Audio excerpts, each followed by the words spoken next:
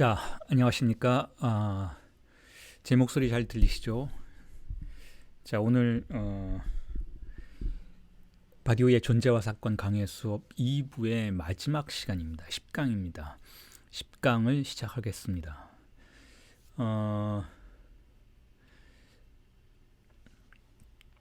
오늘 강의의 주제부터 말씀을 드리면 이렇습니다. 오늘 우리가 공부하게 될 내용은 성찰 4입니다. 성찰 4이고 어저께 제가 메일로 여러분들에게 강의록을 교정된 강의록과 그리고 성찰 4의 부분이 덧붙여진 강의록을 보내드렸습니다. 그 성찰 4의 내용을 오늘 강의해 드리겠습니다. 그리고 그 내용의 주제는 거기에 나오는 내용은 아니지만 제가 그 내용을 좀 더 자세하게 새롭게 해석할 수 있도록 하기 위해서 성경의 구절 하나를 주제로 잡았습니다. 그 주제는 지금 여기 보이시는 것처럼 출애굽기 3장 14절에 나오는 내용 모두 다 아시고 제가 자주 언급했던 것이기 때문에 익숙하시리라 생각하는 그 구절인데 히브리어로는 이렇죠. 에이헤 아샤르 에이헤 나는 곧 나이다 라는 문장. 에이헤 아샤르 에이헤. 자, 이 문장이 오늘의 주제입니다. 좀 더 전체 문장을 읽어드리면 이렇죠. 하나님이 모세에게 대답하셨다. 나는 곧 나이다. 너는 이스라엘 자손에게 이르기를 나라고 하는 분이 너를 그들에게 보냈다고 하여라. 자, 이게 그 3장 14절의 전문인데 이 성서의 내용의 구약의 내용의 배경은 이렇습니다. 그 모세가 이 출애굽기잖아요. 모세가 거기서 노예 생활을 하고 있던 유대인들을 유대민족을 데리고 나왔죠. 그들을 노예의 신분으로부터 벗어나게 하기 위해서 데리고 나왔어요. 그리고 광야에서 헤매고 있던 와중에 유대인들이 묻는 거죠. 모세에게 하나님이 누군가? 당신이 우리를 구원하겠다고 했는데 그 하나님은 그 힘을 보여줄 수 있는 하나님은 누구인가? 이름은 뭐냐? 이렇게 묻는 거예요. 그래서 모세가 하나님의 그 질문을 직접 던지기 위해서 홀로 그 산으로 올라갔던 거죠.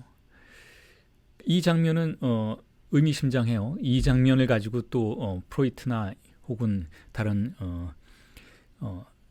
종교 역사학자들이 많은 해석을 내놓기도 하죠. 다시 말해서 유대인들은 하나님이 누군지 몰랐느냐라는 거예요. 몰랐다는 거죠. 그들에겐 새로운 존재였던 것이니까. 왜냐하면 그 이전에 유대인들이 믿던 종교는 일신교가 아니었다 이렇게 해석을 하는 종교학자들이 있죠. 종교사학자들이 있죠. 그러니까 모세는 일신교를 믿었던 이집트의 제사장이었고 유대인들은 그 이전에는 일신교적인 신앙을 갖고 있지 않았다 이런 해석을 내리고 있어요. 그래서 유대인들이 새로운 그 이집트에서 그들을 구해낸 모세에게 질문을 했던 거죠. 하나님은 누구냐? 그래서 모세가 질문했어요. 당신 누구입니까? 하나님에게 질문했어요. 그랬더니 하나님이 이렇게 대답한 거예요. 히브리어로 대답하셨던 거죠. 뭐 했다고 기록이 되어 있던 거죠. 구약 성서에 에이헤 아샤레 에이헤 나는 곧 나이다라는 거예요.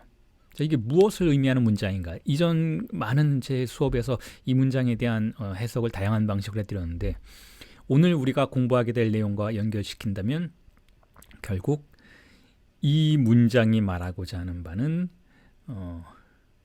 아무것도 아닌 이름, 어떤 이름도 존재하지 않는 것에 대한 이름 붙일 수 없는 것에 대한 이름, 결정 불가능한 것에 대한 이름, 혹은 포착 불가능한 것에 대한 이름, 혹은 셈할 수 없는 것에 대한 이름, 혹은 셈하는 것에 대해서 저항하는 것에 대한 이름, 그러니까 존재의 고유명이다, 공백의 이름이다. 이런 식으로 해석을 연결시켜 볼 수 있다라고 생각이 들어서 이 문장을 출애굽기의 이 문장을 오늘의 주제로 삼았습니다. 그럼 오늘 수업을 한번 시작해 보도록 하겠습니다. 자, 일단은 공백 혹은 무 이런 것들에 대해서 오늘 주로 중점적으로 이야기를 해 나갈 텐데 그 전에 바디우가 일단은 이렇게 전제를 하고 있어요.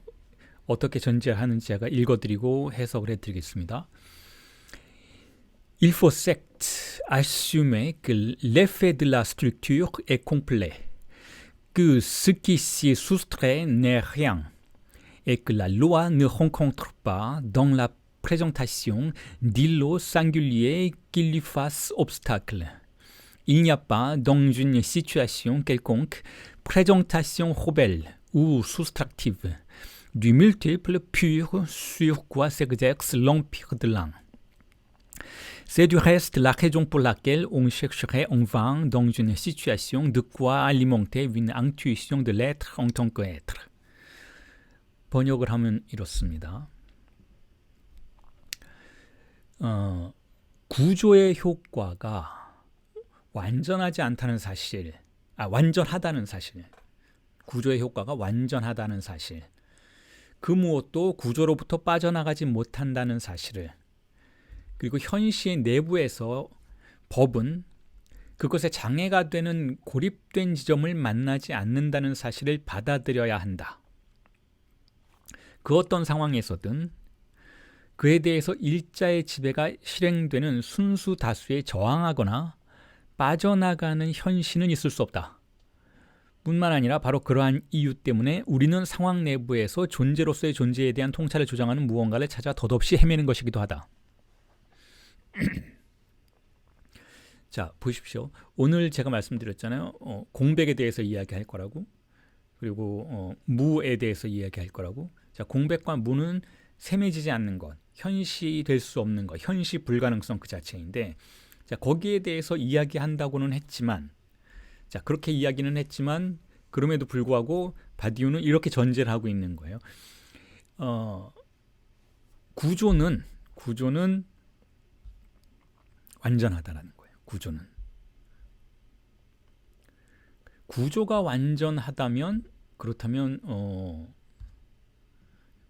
여러분, 공백이 있을 수 있는가? 구조가 완전하다면 구조로부터 빠져나가는 그런 것들이 있을 수 있는가? 자, 이걸 어떻게 우리가 이해해야 하는가 하면, 빠져나가는 것이 분명히 있죠. 구조가 완벽할 수는 없으니까. 구조라는 것은, 대타자라는 것은 결혈을 가지고 있으니까, 빗금쳐져 있으니까, 혹은 언어라는 것은 성서적인 표현을 쓰자면 바벨의 언어이니까, 우리가 쓰는 언어는 바벨의 언어이니까 항상 균열과 무너질 숙명을 가지고 있는데, 자, 그런데 중요한 건 어떤 부분인가 하면, 자, 그럼에도 불구하고 그 빠져나가는 것이 현시되지는 않는다라는 거예요. 현시에 저항했으니까 현시되지 않는다라는 것이죠. 그 빠져나가는 것이 현시되지는 않아요. 그렇기 때문에 구조는 완전하다라고 말하고 있는 거예요. 역설적인 표현이죠. 구조의 효과는 완전한데 그 자신으로부터 벗어나는 무언가를 구조화시키진 않는다라는 거예요. 그 자신으로부터 벗어나는 무언가가, 현시 안에서 빠져나가는 무언가가 현시되지는 않는다라는 거죠. 왜냐하면 현시에서 빠져나갔으니까. 현시되지 않는다라는 건 무슨 뜻인가 하면 보편적으로 사유될 수가 없다라는 거예요. 그래서 이런 표현을 쓰죠. 그래서 고립된 지점은 없다라는 거예요. 고립된 지점, 거기만 또 다른 현시가 구성이 되어서 기존에 존재하는 현시와 충돌하는 그런 지점은 존재하지 않는다라는 것이죠. 어떤 순수 다수가 저항하면서 빠져나갈 수는 있어요. 지금 그것이 굉장히 중요한 문제죠. 우리의 이 존재론에서는, 바디우의 존재론에서는 사실 그 부분이 굉장히 중요한 문제이지만, 그렇지만 그건 현시되지는 않아요. 현시의 장은 하나의 구조를 되어 있다라는 거죠. 그래서 이런 표현을 쓰죠. 존재로서의 존재. 자, 존재의 세계는 뭐예요, 여러분? 이 용어 여전히 여러분들이 헷갈리실 수도 있는데 다시 한번 여러분들에게 명백하게 해드리면, 자, 존재는 어떤 무언가가, 진정으로 있는 무언가가 언어 안에서 자기를 표현하는 방식을 통해서 우리에게 다가온 거예요. 그게 존재예요. 하지만 이 존재의 절반은 어디에 걸쳐 있다고 했나요? 그 실제에 걸쳐 있다고 했죠. 그러니까 파악 불가능한 그 순수 다수의 비정합성의 세계의 영역에 걸쳐 있다고 했잖아요. 그러니까 그 존재는 존재로서의 존재를 자신의 존재로 갖고 있다라는 것이죠. 그래서 존재로서의 존재는 자, 아직 현시된 것이 아니라는 거예요. 그런데 현실을 거치지 않고 이 존재로서의 존재, 즉 이 현세상을 지배하고 있는 엄밀한 보편적인 체계를 배제하고 존재로서의 존재와 혹은 실제와 마주할 수 있다라는 생각은 있을 수 없다라는 거예요. 일단은 거기에 대해서 명백히 하자라는 것이죠. 그걸 이제 통찰이라고 저는 번역을 했는데, 통찰, 앙투이시형이죠. 앙투이시형, 직접 보는 것, 통찰하는 것, 앙투이션, 인투이션이죠, 영어로. 앙투이션, 통찰, 그걸 보고 난 실제를 봤다, 난 진리를 봤다 라고 말하는 그런 상황은 있을 수 없다라는 거예요. 언제나 무언가를 있는 것으로서 있는 것, 큰 사물, 사물 그 자체, 다스팅 혹은 존재로서의 존재, 실제와 마주한 주체는 언제나 이 사이에 시스템의 간섭을 받게 되어 있다는 거예요. 직접 마주할 수는 없다는 거죠. 모세가 하나님을 직접 마주할 수는 없다는 거예요. 그 가운데 사이에 뭔가가 항상 우상이 끼어든다는 것이죠. 그래서 하나님이 아까 말씀드렸던 것처럼 그 출애굽기에서 나는 어떤 사람이다, 나는 어떤 신이다, 나는 어떤 존재다, 나는 위대한 존재다, 이런 말 안 하는 거예요. 왜냐하면 그 말이 던져지자마자 결국은 모세와 신 사이에 우상을 키워낼 것이기 때문에. 그래서 신이 얘기한 거죠. 비워내라는 거예요. 비워내라. 너와 나 사이의 공간을 비워내라. 그것이 불가능하겠지만 어쨌든 그게 원칙이다라는 거예요. 내가 너와 마주할 때 그 사이에 환상이 끼어드는 것은 필연적이다라는 것이죠. 그러니까 이걸 이렇게 말할 수 있다라는 거예요. 현시가 지금 이 세계를 지배하고 있다면, 이게 다 현시된 세계라면, 우리가 사유 속에서 분석해 볼 때 이 모든 세계는 현시된 세계인데 그 현시가 진리는 아닌 거예요. 이 세계를 지배하는 현시가 진리는 아닌 것이죠.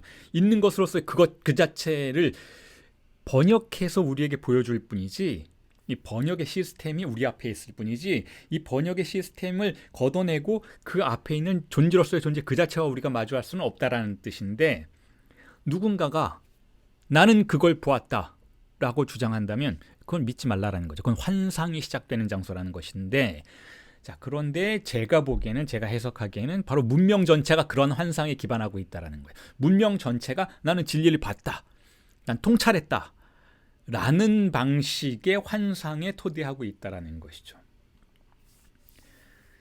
자, 그런데 바디오는 여기서 지금 명백히 하고 있는 거예요. 그러지 말라는 거예요. 그러지 말자. 구조의 효과는 완결되어 있다. 컴플리트 되어 있다라는 거예요. 구조의 효과는 완결되어 있다. 완전하다.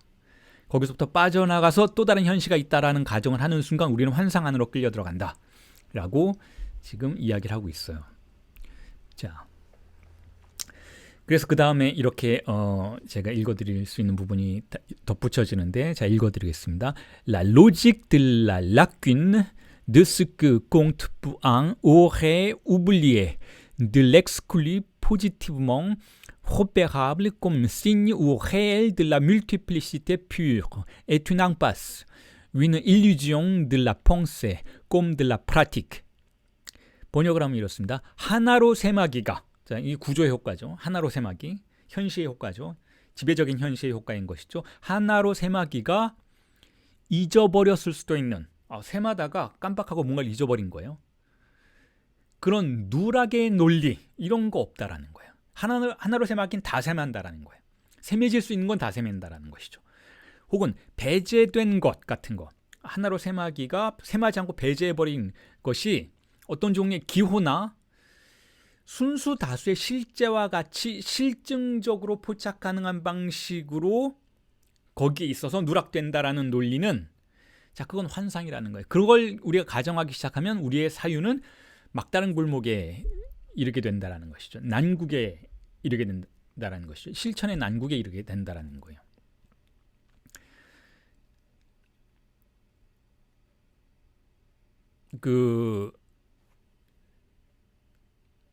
얼마 전에 제가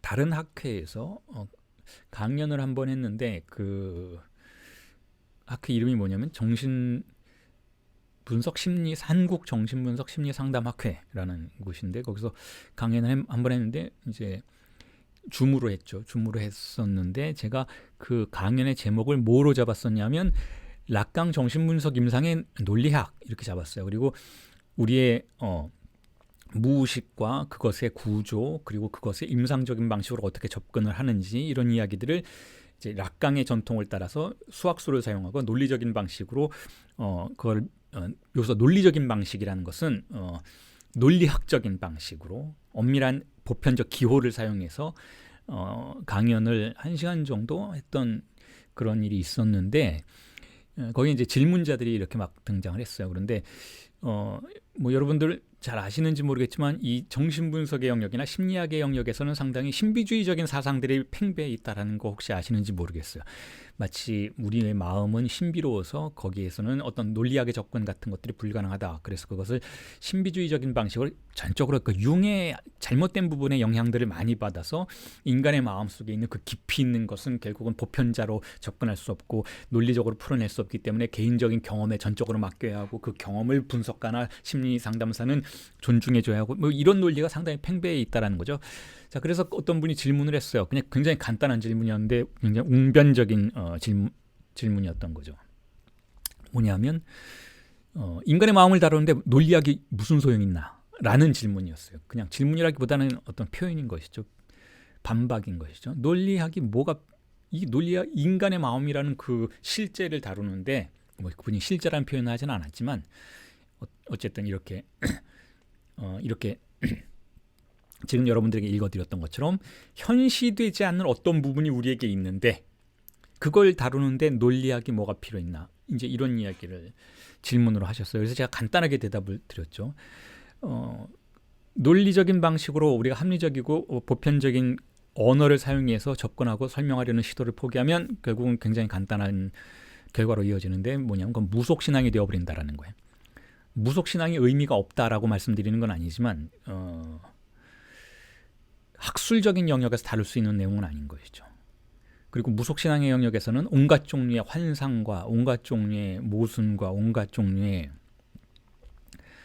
그러니까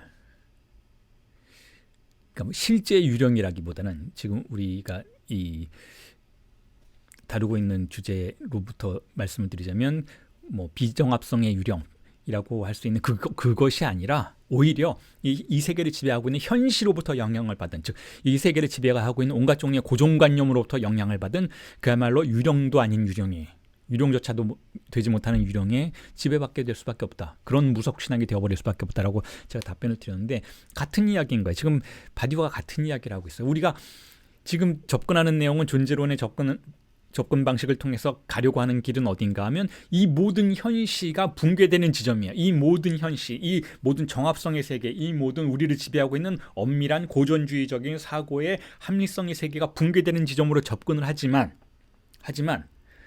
우리 지금 다 거기로 가고 있는 거예요, 여러분. 언어가 붕괴되는 장소, 우리 합리적인 이성이 붕괴되는 장소, 거기로 가서 바디우는 거기를 사건이라고 명명하려고 하는데 근데 지금 경고하는 건 그거예요. 우리가 거기로 가는 건 맞지만 거기를 신비화시켜버리면 우리는 절대로 거기로 갈 수가 없다라는 거예요. 다시 말해서 우리의 논리의 세계가 합리적인 이성의 세계가 합리적인 정합성의 세계가 무언가를 망각해서 셈하지 않았다라는 생각 자체를 갖기 시작하면 우리는 그야말로 신비주의적인 사상 안으로 끌려 들어가서 환상 속에 갇혀버린다라는 것이죠. 그래서 이걸 그렇게 표현하는 거예요. 실증적으로 포착 가능한 뭔가가 있다라고 어떤 배제된 것이 있는데 이 세계의 논리로부터 배제된 것이 있는데 그 배제된 것을 우리는 경험할 수는 있어요. 지금 그걸 이야기하려고 하는 거. 어떻게 그것이 경험 가능한가. 하지만 그게 실증적으로 포지티브멍, 호백하브를 포착 가능하다라는 그 생각은 포기해야 된다는 거예요. 그걸 실증적으로 가지고 와서 증명하고 현시할 수 있다는 생각은 불가능하다는 거죠. 그걸 버려야 한다는 거예요. 그걸 하는 사람들이 누구냐면 바로 신비주의자들이라는 거예요. 도를 아십니까? 류에 그냥 이 세계의 어떤 부분은 우리가 알 수 없는 부분이고 그 알 수 없는 부분을 끌고 들어와서 여러분들에게 보여주겠다. 내가 신비와 마술을 보여주겠다. 라는 연금술에 불과하다라는 것이죠. 융적인 세계인 거예요. 융적인 세계. 융이 굉장히 의미 있는 작업을 하고 정신분석의 세계에서 많은 가능성을 보여준 것은 사실이지만 그 모든 걸 뭐가 망쳐버리는가 하면 바로 그 자신의 신비주의가 망쳐버리는 거예요. 그 신비주의적인 언어 안에 그 모든 작업들과 경험들과 성과들을 다 가두어 버리는 것이죠. 그렇게 해서 그것을 과학이 아니라 혹은 우리가 보편적으로 소통하고 함께 나눌 수 있는 지식의 자산이 아니라 그냥 문학으로 만들어 버리는 것이죠. 자, 그게 아니라는 거 지금 명백하게 하고 있는 거예요. 지금 우리가 가고 있는 그 먼 여정에서 바디우는 이제 점점 저 공백 쪽으로 가요. 점점 공백, 셈해질 수 없는 것, 붕괴되는 것 그쪽으로 가고 있지만 낭만주의적인 방식으로 가지 않기 위해서 상당히 노력을 하고 있고 이런 경고들을 지금 우리에게 보내고 있는 것이죠. 무언가가 망각됐다라는 생각하지 말라는 거예요. 셈하는 세계 안에서는 모든 게 셈해진다라는 그게 현실이라는 거예요. 자, 그리고 나서 이런 얘기를 하죠. 자, 이제 경고를 보냈으니 이제 본격적으로 한번 셈해지지 않는 것에 대해서 한번 이야기해보자라는 거예요. 그게 성찰사의 주제인 거예요, 여러분. 성찰사의 주제. 그게 뭐냐면 첫 번째로는 셈해지지 않는 것의 첫 번째 대상 개념은 무라는 개념이에요. 무, le rien이라고 부르죠. the nothing, le rien. 혹은 우리나라 말로는 무라고 발음을 하죠. 없음, 무라는 거예요. 그리고 나서 이걸 언급하고 나서 그 다음에 그거보다 조금 더 발전된 개념으로서의 공백, le vide, the void를 이야기해요. le vide, 공백. 자, 그래서 하나하나 이 여정으로 한번 이제 공백으로 어떻게 접근하는지 바디우가, 그리고 공백이 우리에게 왜 어떤 의미를 가지고 있는지, 그리고 조금 전에 제가 여러분들이 읽어드렸던 그 출애굽기에 나오는 나는 나이다라는 표현 명제와 어떤 연관을 가지고 있는지를 하나하나 짚어 나가도록 할 텐데, 자, 먼저 그 인용을 읽어드리면 이렇습니다. Le rien est ce qui nomme l'écart imperceptible, révoqué mais reconduit entre la présentation comme structure et la présentation comme présentation structurée, entre l'un comme résultat et l'un comme opération, entre la consistance présentée et l'inconsistance comme ce qui aura été présenté. 자, 번역을 하면 이렇습니다. 무는 le rien은 지각 불가능한 간극을 명명하는 것인데, 지각 불가능한 간극을 명명한다는 거예요. 자, 간극이라는 개념이 중요하다는 거죠. 그것은 구조와 같은 것으로서의 현시와 구조화된 현시로서의 현시 사이의 간극이다라는 거예요. 결과로서의 일자와 실행으로서의 일자 사이의 간극이라는 것이죠. 그리고 현시된 정합성과 현시되었을 것으로서의 비정합성 사이에 폐지되었다가 다시 갱신되는 지각 불가능한 간극에 이름을 주는 것이다 라고 이야기하는데, 좀 복잡한 표현 같지만 굉장히 간단해요. 지금까지 우리가 공부해왔던 것을 떠올려 보시면 아주 간단합니다. 이건 어떤 간극인가 하면 정합성과 비정합성 사이의 간극이라는 거예요. 왜 그런가 하면, 자, 보세요. 여기서 그런 이야기하고 있잖아요. 구조와 같은 것으로서의 현시. 자, 프레젠테이션이 있잖아요. 프레젠타시옹, 이게 구조라고 했잖아요. 무언가가 존재가 자신을 이 프레젠타시옹 안에서 드러내는 거예요. 그리고 이것은 언어의 구조라고 말씀을 드렸어요. 자, 이 현시 안에서 자신을 드러내는 것이죠. 이건 기능이에요. 기능.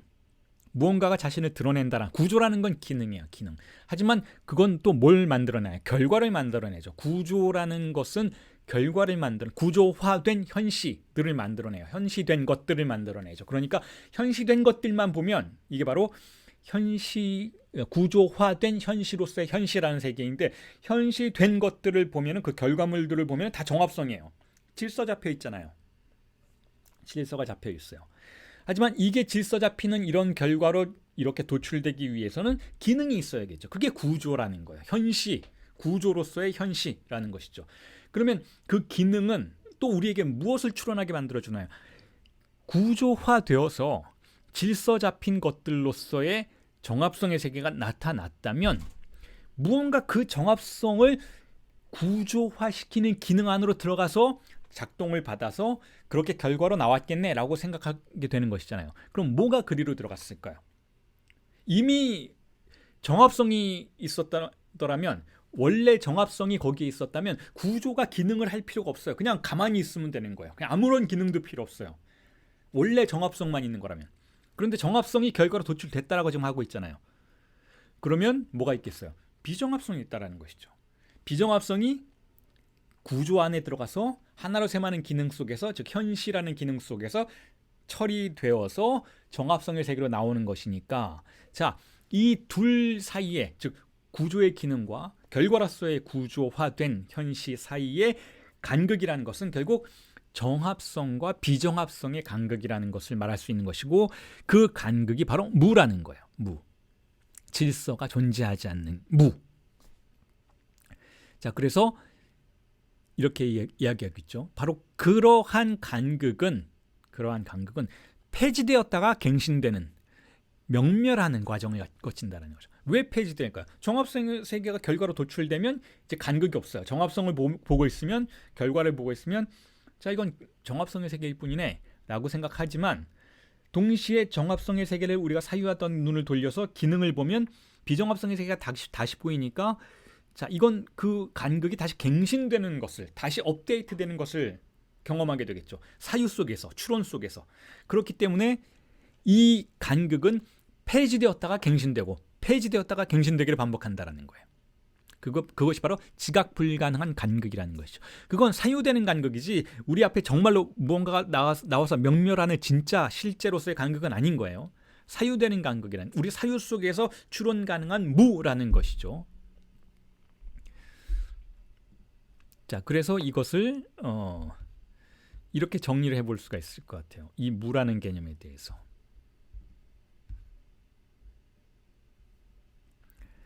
자, 무라는 것은 구조에서 논리적으로 파악되는 간극이라는 거예요. 무라는 것은. 그 무라는 개념은 우리가 어떤 경험을 통해서 무를 경험할 수 있는 것이 아니고, 그건 그야말로 신비주의적인 사상인 것이고, 무라는 것은 사유 속에서, 추론 속에서, 지금 다 바디오의 논리학은 추론 속에서 일단은 작동하고 있는 거예요. 추론 속에서. 만약에 진짜로 여러분들이 무를 경험했다면 절대로 무로서 경험되지 않아요. 다른 것으로서 경험되고, 나중에 우리가 사유 속에서 추론해냄으로써 사후적으로 그것이 무였구나, 그것이 간극이었구나라는 것을 생각해낼 수 있을 뿐이지, 우리가 그걸 무 자체로 경험할 수는 없는, 무의 경험이라는 건 존재하지 않는 거예요. 그래서 그것은 구조에서 논리적으로만 파악되는 간극이라는 것이죠. 그러니까 그 실증적인 무가 아닌 거예요. 실증적인 것은 포지티브하게 실증적으로 어떤 현시가 가능해서 우리가 그것에 대해서 말할 수 있고, 그것에 대해서 말한 것을 여러 사람과 같이 나눌 수 있는 광장에서의 그런 어떤 소통이 가능하도록 만드는, 자, 그런 실증적인 무라는 건 존재하지 않는다는 거죠. 그건 사유 속에서 추론을 통해서 나오는 무라는 것이고, 그래서 이 무는 일단 현시가 완료되면 폐지되겠구나라고 추론될 수 있고, 하지만 현시라는 게 있다면 결국은 비현시된 것들이 아직 있겠구나. 그러니까 우리가 사후적으로 추론해 볼 수 있잖아요. 현시와 비현시라는 것 자체를. 그렇게 함으로써 상상되는, 사유되는 무라는 거예요. 그래서 그것은, 자, 구조의 일자 기능이 작동하는 한 우리가 생각해 볼 수 있다는 거죠. 명멸하겠다, 매번 다시 갱신되겠구나, 이런 추론이 우리가 가능하기 때문에 우리 앞에 어떤 경험들이 출현을 하면, 우리 앞에 어떤 현상들이 출현하면 이건 그 명멸하는 간극이 아닐까라고 생각은 해볼 수 있다는 것이죠. 그리고 거기에 온갖 종류의 환상의 유령들을 연결시킬 수도 있게 된다는 거죠. 그런 의미에서 이런 우리가 사유 속에서 추론된 그 간극이라는 것은 우리가 생각을 통해서 이 세계가 전부가 아니구나, 이 세계가 이 정합적인 세계가 전부가 아니구나라는 그런 이해를 하도록 만들므로써 우리를 기이하게도 일종의 망상으로 끌고 가기도 한다라는 거예요. 망상으로. 이 세계가 전부가 아니니까 다른 무언가가 있겠다라는 그 망상 안으로 끌고 들어간다라는 것이죠. 하지만 사유는 현실의 세계이기 때문에 그 간극이 아무리 우리에게 사유된다 해도 그것은 어떤 종류의 메타적인 방식으로 한 걸음 물러나서 현실의 세계를 관찰하고 추론하는 방식으로만 사유되는 것이지 실증적인 방식으로 경험되는 건 아니라는 거예요. 자, 그렇지만 어쨌든 우리는 그걸 사유할 수 있어요. 그 간극을 사유 가능하다라는 거죠. 그 사유 가능한 간극의 이름을 무라고 부른다라는 거예요. 일단은 지금. 그리고 그러한 방식으로 다양한 학술적인 영역에서, 신학의 영역에서, 철학의 영역에서 바로 그 간극을 기준으로 해서 지금 바디오도 사실 그 간극을 기준으로 해서 자신의 사유를 펼쳐 나가고 있는 것이잖아요.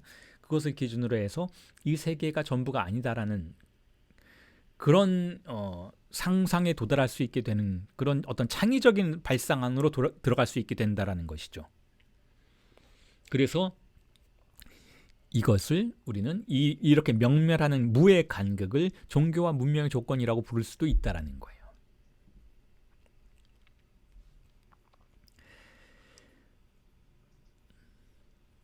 그거를 바디우가 뭐라고 부르는가 하면 Fantôme de l'inconsistance라고 불러요. 비정합성의 유령이라고 부르죠. 결국 정합성의 세계를 떠도는 우리가 사유의 세계에서, 우리가 생각의 세계에서 정합성의 세계를 떠도는 유령이 있다라는 거예요. 그 유령의 이름이 바로 비정합성이라는 것이죠. 하지만 거기에 대해서 다시 한번 경고를 이렇게 하고 있어요. Il ne servirait naturellement à rien de partir à la recherche de rien. 당연하게도 이러한 물을 찾아 나서 보았자 아무 소용도 없을 것이다 라는 거예요. 이런 물을 찾아 나서는 사람들이 많이 있어요. 다시 한번 말씀드리면 무속신앙에 빠진 사람들. 제가 말하는 그 무속신앙이라는 것은 실제로 구술하는 그런 무속신앙일 수도 있지만 학술의 영역에서도 무속신앙에 빠진 사람들이 많이 있다라는 거예요. 융을 잘못 받아들이고 융의 그 신비주의적인 면모만 받아들여서 정신분석하는 사람들도 그건 정신분석이라는 과학이 아니고 무속신앙인 거예요, 여러분. 철학의 영역에서도 마찬가지고, 그리고 동양 철학하는 분들도 엄밀하게 동양 철학을 하면 그렇게까지 가진 않을 텐데, 동양 철학하는 분들도 흔히 이런 말을 해요. 언어로 우리가 포착할 수 없는 것이 분명히 있는데 그렇기 때문에 언어는 필요 없다, 이런 얘기를 하는 거예요. 언어 필요 없다, 합리적인 논리 필요 없다, 이 논리 이런 거 다 무슨 소용이냐, 진짜 진리는 말로 표현되지 않는다라고 하는 거예요. 그건 맞아요, 여러분. 진짜 진리는 말로 표현되지 않아요. 진짜 존재로서의 존재는 언어의 세계 안으로 아직 안 들어왔으니까. 하지만 말을 포기하면 어떻게 되는 줄 아세요, 여러분? 합리적인 언어를 포기하면 어떤 일이 벌어지는가? 우리를 지배하고 있는 고정관념이 득세하기 시작하는 거예요. 우리가 의식적으로는 나는 언어를 거부했어. 나는 저런 논리적인 언어들 다 거부했어. 다 저거는 껍데기들이야. 과학이 무슨 소용이 있어. 논리학이 무슨 소용이 있어. 다 배제시키자라고 하지만 이 사람이 그렇다고 해서 벙어리가 되나요? 그렇진 않죠. 이 사람이 여전히 마음속으로는 말을 하고 있어요. 여전히 마음속으로는 상상을 하고 있고 생각을 하고 있는데 언어적인 상상과 언어적인 사유인 것이죠. 이 사람이 아무리 언어를 배격하려고 할지언정 언어적인 존재인 우리는, 언어로부터 교육을 받은 우리는 언어적인 사유로부터 벗어날 수 없어요. 그러니까 합리적인 언어를 밀어내자마자 뭐가 우리에게 달려드는가 하면 바로 비합리적이고 고정관념의 언어들이, 우리를 지배하고 있는 그 고리타분한 가부장제의 언어들, 그 고리타분한 고정관념의 언어들이 슬그머니 들어와서 마치 그것이 존재로서의 존재와 마주할 수 있는 것인 것처럼 우리의 환상을 자극한다라는 것이죠. 우리가 언어로부터 벗어나서 존재를 만날 수 있다라고 하는 그런 동양 철학의 어떤 일부의 주장과 같은 그런 태도들은 결국은 우리의 언어의 질을 확 떨어뜨려서 우리를 정말로 무속신앙의 세계로 빠뜨리게 된다라는 거죠. 자, 그거 하지 말자라는 거예요. 바디우가 지금 그 얘기를 하고 있는 거예요. 이렇게 물을 찾아 나서 보았자 아무 소용 없을 것이다라는 거예요. 아무리 물을 찾아 나선다는 건 뭐예요? 합리적인 언어를 버린다는 뜻이죠. 합리적인 언어를 버리고 이 합리적인 언어의 세계, 이 땅을 버리고 떠나서 물을 찾아 나서 봤자 너는 여전히 그 고정관념 안에 사로잡혀 있을 것이다. 어떤 방식으로든 언어에 여전히 사로잡혀 있을 것이다라는 거예요. 그래서 바디우는 계속 하이데거를 겨냥해서 그런 이야기를 해요. 시가 그와 같은 물을 찾아 나서는 여정을 시도하는 실천이다. 그런 죽음의 탐닉에 자신을 소진시킨다라고 이야기를 해요. 그러니까 아이러니예요. 지금 이런 바디우가 이런 시적인 실천에 대해서 이렇게 비판적인 태도를 보이는 것은 하이데거를 겨냥하는 거예요. 이런 시로서 존재론을 구성하려는 하이데거를 겨냥하는 것이지 시 자체의 무용론을 펼치고 있는 건 절대 아니죠. 왜냐하면 바디우가 이제 앞으로 전개될 그 진리 사건, 우리가 현시 안에서 존재가 어디에 있는지를 파악하는 이 현시의 영역과 존재로서의 존재의 간극, 이것들을 재고 있는 지금의 영역을 조금 더 벗어나서 이제 성찰 이제 한 뭐 10 정도 가게 되면, 지금 우리 4하고 있잖아요. 10 정도 가게 되면 이제 진리 사건들에 대해서 언급을 하게 되는데, 그 진리 사건의 주체는 철학자가 아니에요. 지금 우리는 철학의 영역에 머물러 있지만 진리 사건의 영역에서의 진리를 경험할 수 있는 진정한 주체는 누구들인가 하면 바로 시인들이에요. 혁명적 정치가들이고 어떤 종류의 과학자들이고 혹은 사랑의 주체들이고 정신분석에서의 그 사랑의 주체들이고, 자, 그런 이야기를 하게 되니까 시인이나 문학의 세계나 예술의 세계를 결코 폄훼하고 있지는 않아요. 절대로. 오히려 거기가 더 고차원적인 경험을 하는 영역이라고 바디우는 이제 말하게 될 테지만, 그럼에도 불구하고 존재론의 영역에서는 여전히 이런 표현들을 쓰고 있어요. 시가 그와 같은 죽음의 탐닉에 자신을 소진시킨다, 이런 이야기를 하고 있는 것이죠. 그러니까 시라는 구조를 통해서 존재론을 하지 말아야 한다는 거예요. 시는 예술을 하라는 도구이지 진리를 경험하고 새로움을 창조해내는 도구이지 시를 통해서 존재론으로 접근할 수는 없다라는 거죠. 시인들은 그래서 존재론의 영역에 머물 때, 시인들이 예언자가 되려고 할 때, 시인들이 예술가가 아니라 가끔 예언자가 되려고 하죠. 시인들이 그런 영역에 머물 때에는 이런 이야기를 한다는 거예요. 존재가 머무는 무에 대한 통찰의 이념을 퍼뜨린다라는 거죠. L'idée d'une intuition du rien ou du l'être. 다시 말해서 아까 말씀드렸던 그거예요. 존재로서의 존재와 마주하는데 어떤 시인들은 이렇게 선언한다라는 거죠. 나는 존재로서의 존재를 봤다. 그리고 그것을 이렇게 표현했다. 이렇게 표현한다라는 거예요. 하지만 그건 존재로서의 존재가 아니에요. 존재로서의 존재 사이에 끼어든 환상인 것이지. 시인들이 그렇게 존재에 대한 예언가의 위치에 서려고 했을 때에는 바디우는 거기에 대해서는 결단코 반대한다라는 거예요. 시인은 존재론자가 될 수 없다라는 거죠. 시인은 진리의 창조자인 것이지 존재론자는 아니라는 거예요. 그래서 이런 표현을 쓸 때는 정확하게 뭘 겨냥하고 있나요, 여러분? 플라톤이 국가에서 했던 그 표현, 시인들을 국가에서 추방시켜야 한다라는 그 표현들을 지금 암시하고 있는 것이죠. 시인들이 존재에 대해서, 존재로서의 존재에 대해서 통찰한다라는 그런 자신만만한 주장은 거짓이라는 거예요. 시인들이 통찰하는 것은 존재가 아니라 진리인 것이죠. 그 둘은 다르다라는 거예요. 그 둘은 다르다.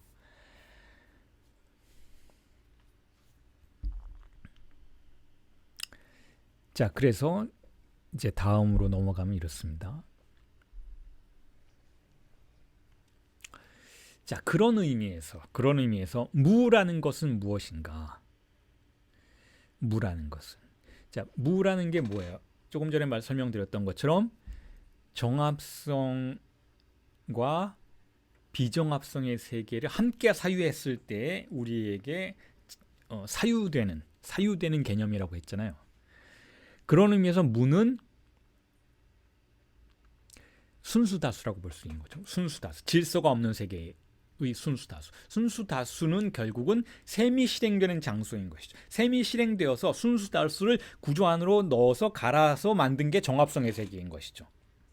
그러니까 현시의 토대는 프레젠타시옹의 세계, 현시된 세계, 정합성의 세계, 우리 눈에 보이는 가시적인 세계의 토대에는 뭐가 있냐면 무가 있다라는 거예요. 무가. 무는 그것에 대해서 셈이 실행되는 순수다수다. Le rien est le multiple pur sur quoi opère le compte 라고 하죠. 자, 그리고 그 다음 인용을 읽어드리면 이렇습니다. Le rien nomme cet indécidable de la présentation qui est son imprésentation, distribué entre la pure inertie domaniale du multiple et la pure transparence de l'opération du procès de qu'il y ait de l'un.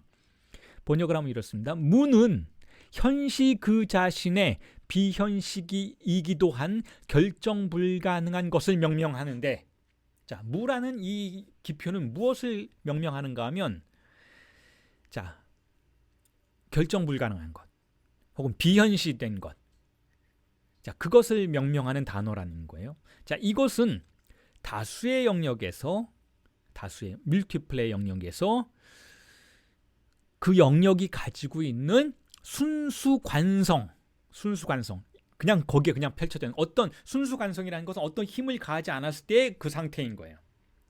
순수하게 그냥 흐르고 있는 그 어떤 근원적인 상태, 그 순수관성과 일자에 관한 것이 있음이 전개되는 실행의 순수한 선명함 사이에서 분배된다라는 거죠. 이 무라는 기표가 가리키는 것은 뭐냐면 바로 선명함, 정합성이죠. 선명함과 순수관성, 비정합성이죠. 이 사이에 분배되는 개념이라는 거예요. 왜 이 사이에 분배될까? 여러분 이렇게 생각할 수 있잖아요. 그러면 무를 그냥 비정합성이 무다 이렇게 얘기하면 되는데 왜 자꾸 이 정합성의 세계까지 끌어들이려고 하는가 하면, 무라는 것은 어떤 대상이 아니고 무라는 것은 개념이에요. 그런데 이 무라는 개념이 우리에게 가능하기 위해서는 그냥 비정합성만 있어서는 안 돼요. 왜냐하면 비정합성이 있으면 비정합성이 비정합성인지 알 수가 없죠.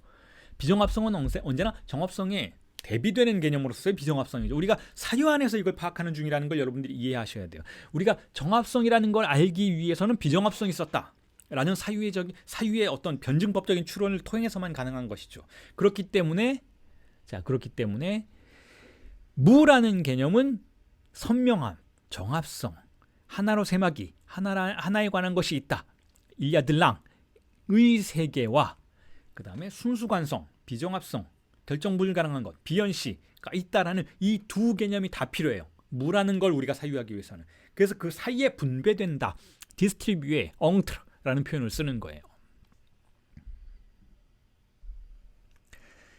자, 그래서 무의 속성에 대해서 계속해서 이렇게 규정을 내려나가고 있는데 한번 읽어드리겠습니다.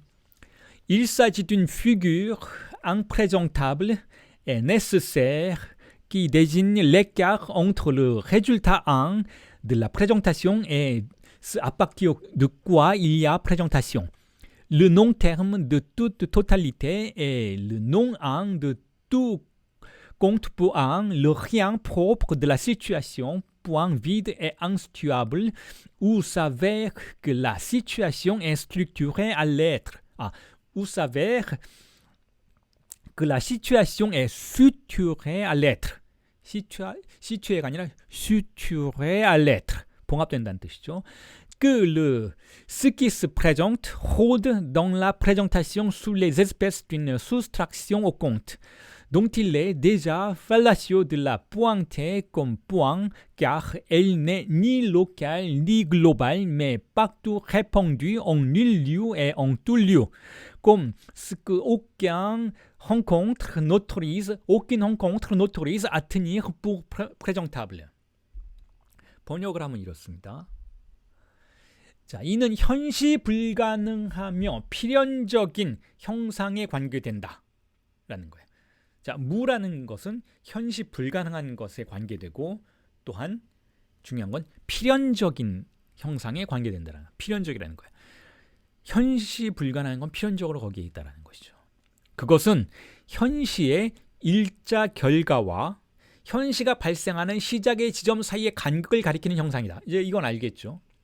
자, 현시의 일자 결과, 구조화된 것, 정합성의 세계가 결과잖아요. 자, 그것과 그런 현시가 발생하려면 시작점이 있어야겠죠. 비정합성의 세계인 것이죠. 그 시작점 사이의 간극이다. 왜 사이의 간극인지도 이제 아시겠죠. 두 개념이 다 필요하다는 거예요. 이 무라는 개념을 우리가 사유하기 위해서는 그것을 가리키는 형상이고, 모든 전체성의 비항목과, 자, 전체가 있다면 그 전체 항목이 모여질 거 아니에요. 하지만 그것에 대해서 항목이 아닌 것을 사유할 수가 있겠죠. 그게 비항목이죠. 그리고 모든 하나로 세마기에 대해서 비일자. 자, 하나로 세마기가 있다면 이 하나로 세마기는 일자적인 것들이잖아요. 거기에 대해서는 또 비일자라는 걸 우리가 상상할 수 있겠죠. 그리고 상황에 고유한 무를 가리키는 형상이다라는 거예요. 그게 상황에 고유한 무라는 거예요. 상황이라는 것이 있다면, 자, 이 상황은 이 상황은 하나로 셈해졌기 때문에 형성된 거예요. 하지만 하나로 셈해졌다라는 게 있다라고 우리가 사유하기 시작하면 그 뒤에 하나가 아닌 것이 있다. 하나로 셈해지지 않은 것이 있었기 때문에 셈해졌었겠구나. 스키 오가 에테 공태라는 그런 사유를 가능할 수 있게 되는 것이니까 결국 그 상황 내부에는 언제나 고유한 무라는 것이 무라는 형상이 추론된다라는 것이죠. 자, 그것은 무는 텅 비어 있어서 위치 짓는 것이 불가능한 지점이라는 거예요. 그 무는 위치가 없어요. 무라는 것은 텅 빈 것이잖아요. 텅 빈 것이기 때문에 좌표를 가질 수가 없죠. 불가능해요. 위치 짓는 것이. 그리고 상황이 존재에 봉합되는 것이 확인되는 지점을 가리킨다라는데 이거 중요한 표현이죠. 제가 이전 강의에서도 이거 많이 말씀을 드렸어요. 상황이라는 것이 있다면 이 존재의 세계잖아요. 현시된 존재의 세계. 상황이라는 것이 있다면 실제로부터 리비도를 공급받아서 그 상황이 구성이 됐겠죠. 즉 셈해지지 않은 것이 있고 셈해진 것이 있다면 이 셈해지지 않은 것과 셈해진 것 사이에 접점이라는 것이 있다는 것이고 그 지점에서 우리가 무라는 개념을 파악해낼 수 있다는 거예요. 자, 그것은 스스로를 현시하는 것이 셈에서 빠져나가는 형태로서 현실 속을 배회하는 것이 확인되는 지점이다라는 거죠. 즉 스스로를 현시하는 상황에서 무언가가 빠져나가는 게 있다라고 우리는 추론해 볼 수 있다는 것이죠. 무언가가 빠져나가고 있어요. 그래서 그것이 셈해진 것, 현시의 세계의 어둠 속을 배회하고 있다는 그림자를 속을 배회하고 있다는 것이죠. 자, 그래서 그것을 하나의 점과 같이 표시하는 것은 헛된 일이다라는 거예요. 거긴 좌표가 불가능하다라는 거니까 텅 비어 있으니까 좌표가 없다라는 것이죠. 왜냐하면 그것은 이제 이렇게 표현하고 있어요. 공백에 대해서 국지적이지도 않고 로컬 하지 않다라는 거예요. 국지적이라는 것은 어떤 지역적이고 표지 가능한 어떤 장소를 말하는데 그렇지 않다라는 것이죠. 그렇다고 또 포괄적이지도 않아요. 전체적으로 보편적으로 퍼져 있는 것도 아니에요. 오히려 어디에나 흩어져 있다라는 것이죠. 그리고 그것은 어디에도 그리고 모든 곳에 있다라는 것이죠. 그 어떤 만남도 그것이 현시 가능한 것이 되도록 허용되지 않는 것과 같다라는 거예요. 자, 이게 뭐랄까 좀 언어적인 민감하고 어떤 세밀함이 필요한데, 자, 국지적이지도 않고 포괄적이지도 않다라는 건 로컬하지도 않고 글로벌하지도 않다라는 거예요. 이건 로컬과 글로벌은 다 좌표적인 개념들인 거예요. 글로벌하다라는 것은 결국은 어디 있다라는 걸 규칙적으로 우리가 파악할 수 있는 것. 어디에나 있지만 그러나 그 어디에나 있는 것이 규칙적으로 어디에나 있다라는 거죠. 그런데 국지적이지도 않고 그런 식으로 어디에나 있지도 않다라는 거예요. 그렇지만 모든 곳에 있다라는 거죠. 모든 곳에. 이게 무슨 뜻일까요? 위치를 파악할 수 없는 방식으로 흩어져 있다라는 거예요. 그러니까 글로벌하다라는 것은 포괄적이다라는 것은 규칙적으로 모든 곳에 퍼져 있는 것이고, 그리고 여기서 해펑뒤라고 흩어져 있다라고 말하는 이 표현은 규칙적이지 않게 모든 것에 퍼져 있다는 거죠. 그러니까 유령적이라는 거, 어디서 나올지 모른다라는 것이죠. 그러니까 예를 들어서 군대가 어떤 연대병력, 대대병력의 방식으로 어떤 영토를 점령하고 지배하고 사수할 때에는, 자, 그럴 때에는 우리가 이건 포괄적으로 그 부대가 어디에나 지배하고 있다라고 말할 수 있어요. 하지만 우리가 어떤 밀림 안에서 게릴라들이 어디서 튀어나올지도 몰라서 어디에나 있는 것처럼 느껴질 때에는, 자, 그것은 보편적이고 포괄적인 방식으로 어디에나 있는 것이 아니라 포착 불가능한 방식으로 어디에나 있는 것이죠. 그 차이가 있다라는 것이고, 무는 그렇게 게릴라적인 방식으로 어디에나 퍼져 있다라는 것이죠. 그리고 아주 중요하게도 여러 번 반복해서 말씀을 드리지만, 그 어떤 만남도 우리가 그걸 무를 만난다고 해도 그것은 우리가 현시 가능한 방식으로 만나게 되지는 않는다라는 거죠. 그러니까 그게 무라는 걸 알아볼 수가 없다라는 거예요. 언제나 빠져나간다라는 거죠. 나중에 되어서만 거기에 무가 있었나라고 추론해 볼 수 있을 뿐이지, 경험적으로 우리가 나는 지금 무를 만나고 있어 라고 말할 수 없다라는 거예요. 그렇게 말하는 순간 그건 환상 속으로 들어가는 결과로 이어진다라는 것이죠. 자, 그래서 무는 이제 정리를 하자면 이래요. 현시 내부에서의 비현시의 이름이다라고 정리를 하고 있어요. le nom de l'impresentation 이라고 정리를 하고 있어요. 무는 현시 내부에서의 비현시의 이름이다라는 거예요. 그래서 그것은 무라는 것은 상황의 어떤 항목이 될 수 없어요. 하나의 항이 될 수 없어요. 셈해진 대상이 될 수 없어요. 그것은 아무것도 아닌 무이고 셈해지지 않은 것이고, 그럼에도 바로 그것에 대해서 하나로 셈하기가 실행되어 일자가 도출된다라는 거죠.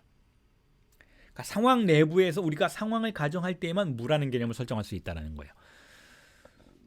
그렇기 때문에 이렇게까지 나아갈 수 있어요. 그래서 무는 셈하기 그 자체이다라는 거예요. 무슨 뜻일까요? 갑자기 무가 없으면 셈하기가 없다는 의미에서 무는 셈하기 그 자체라는 거예요. 무는 실행 그 자체라는 것이죠. 실행이 작동하는 장소이니까. 그리고 무는 일자의 근원이자 원천이라는 거예요. 왜냐하면 무가 없다면 셈하기도 없고, 셈해진 정합성의 세계도 없고, 없음이 없다면 아무것도 없다라는 것이죠. 이 개념은 이렇게 설명하면 돼요, 여러분. 그러니까 이 무라는 개념은 정신분석에서 말하는, 락강 정신분석에서 말하는 우리의 신체인 거예요. 우리의 신체가 없다면 강박적인 팔루스의 세계도 존재할 수 없는 것이죠. 일단 신체가 전제가 되어야만 하는 거예요. 어머니의 세계가 없다면 어머니의 세계를 지우고 등장하는 아버지의 세계도 없는 거예요. 자, 그런 방식으로 무를 이해하시면 돼요. 그런 방식으로 우리의 신체는 실행 그 자체다 라고 말할 수가 있는 거죠. 신체가 있어야 그 위에 문신되는 시스템의 오퍼레이션이 가능한 것이잖아요. 그러니까 신체 그 자체가 실행이다라고 말할 수도 있다라는 것이죠. 그래서 이제는 이제 이런 역설적인 표현들이 여러분들에게 충분히 이해되실 거예요. 그렇기 때문에 무는 모든 것이라는 거예요. 무는 아무것도 없는 것처럼 느껴지는 이 개념이 오히려 모든 것이라는 것이죠. 자기 자신은 셈해지지 않지만 셈하기를 가능하게 만드는 것, 셈하기를 작동시키는 실행이라는 거예요.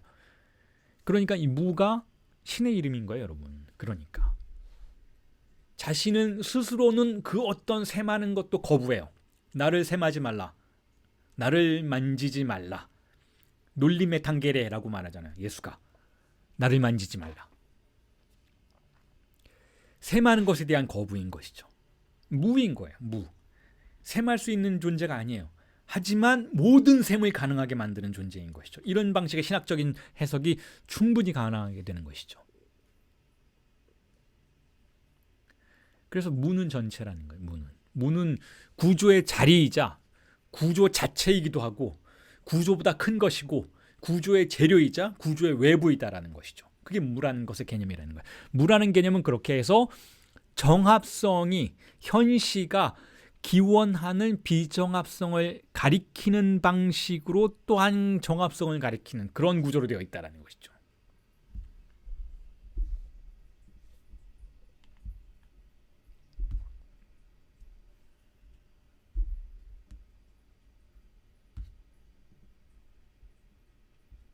자, 그렇다면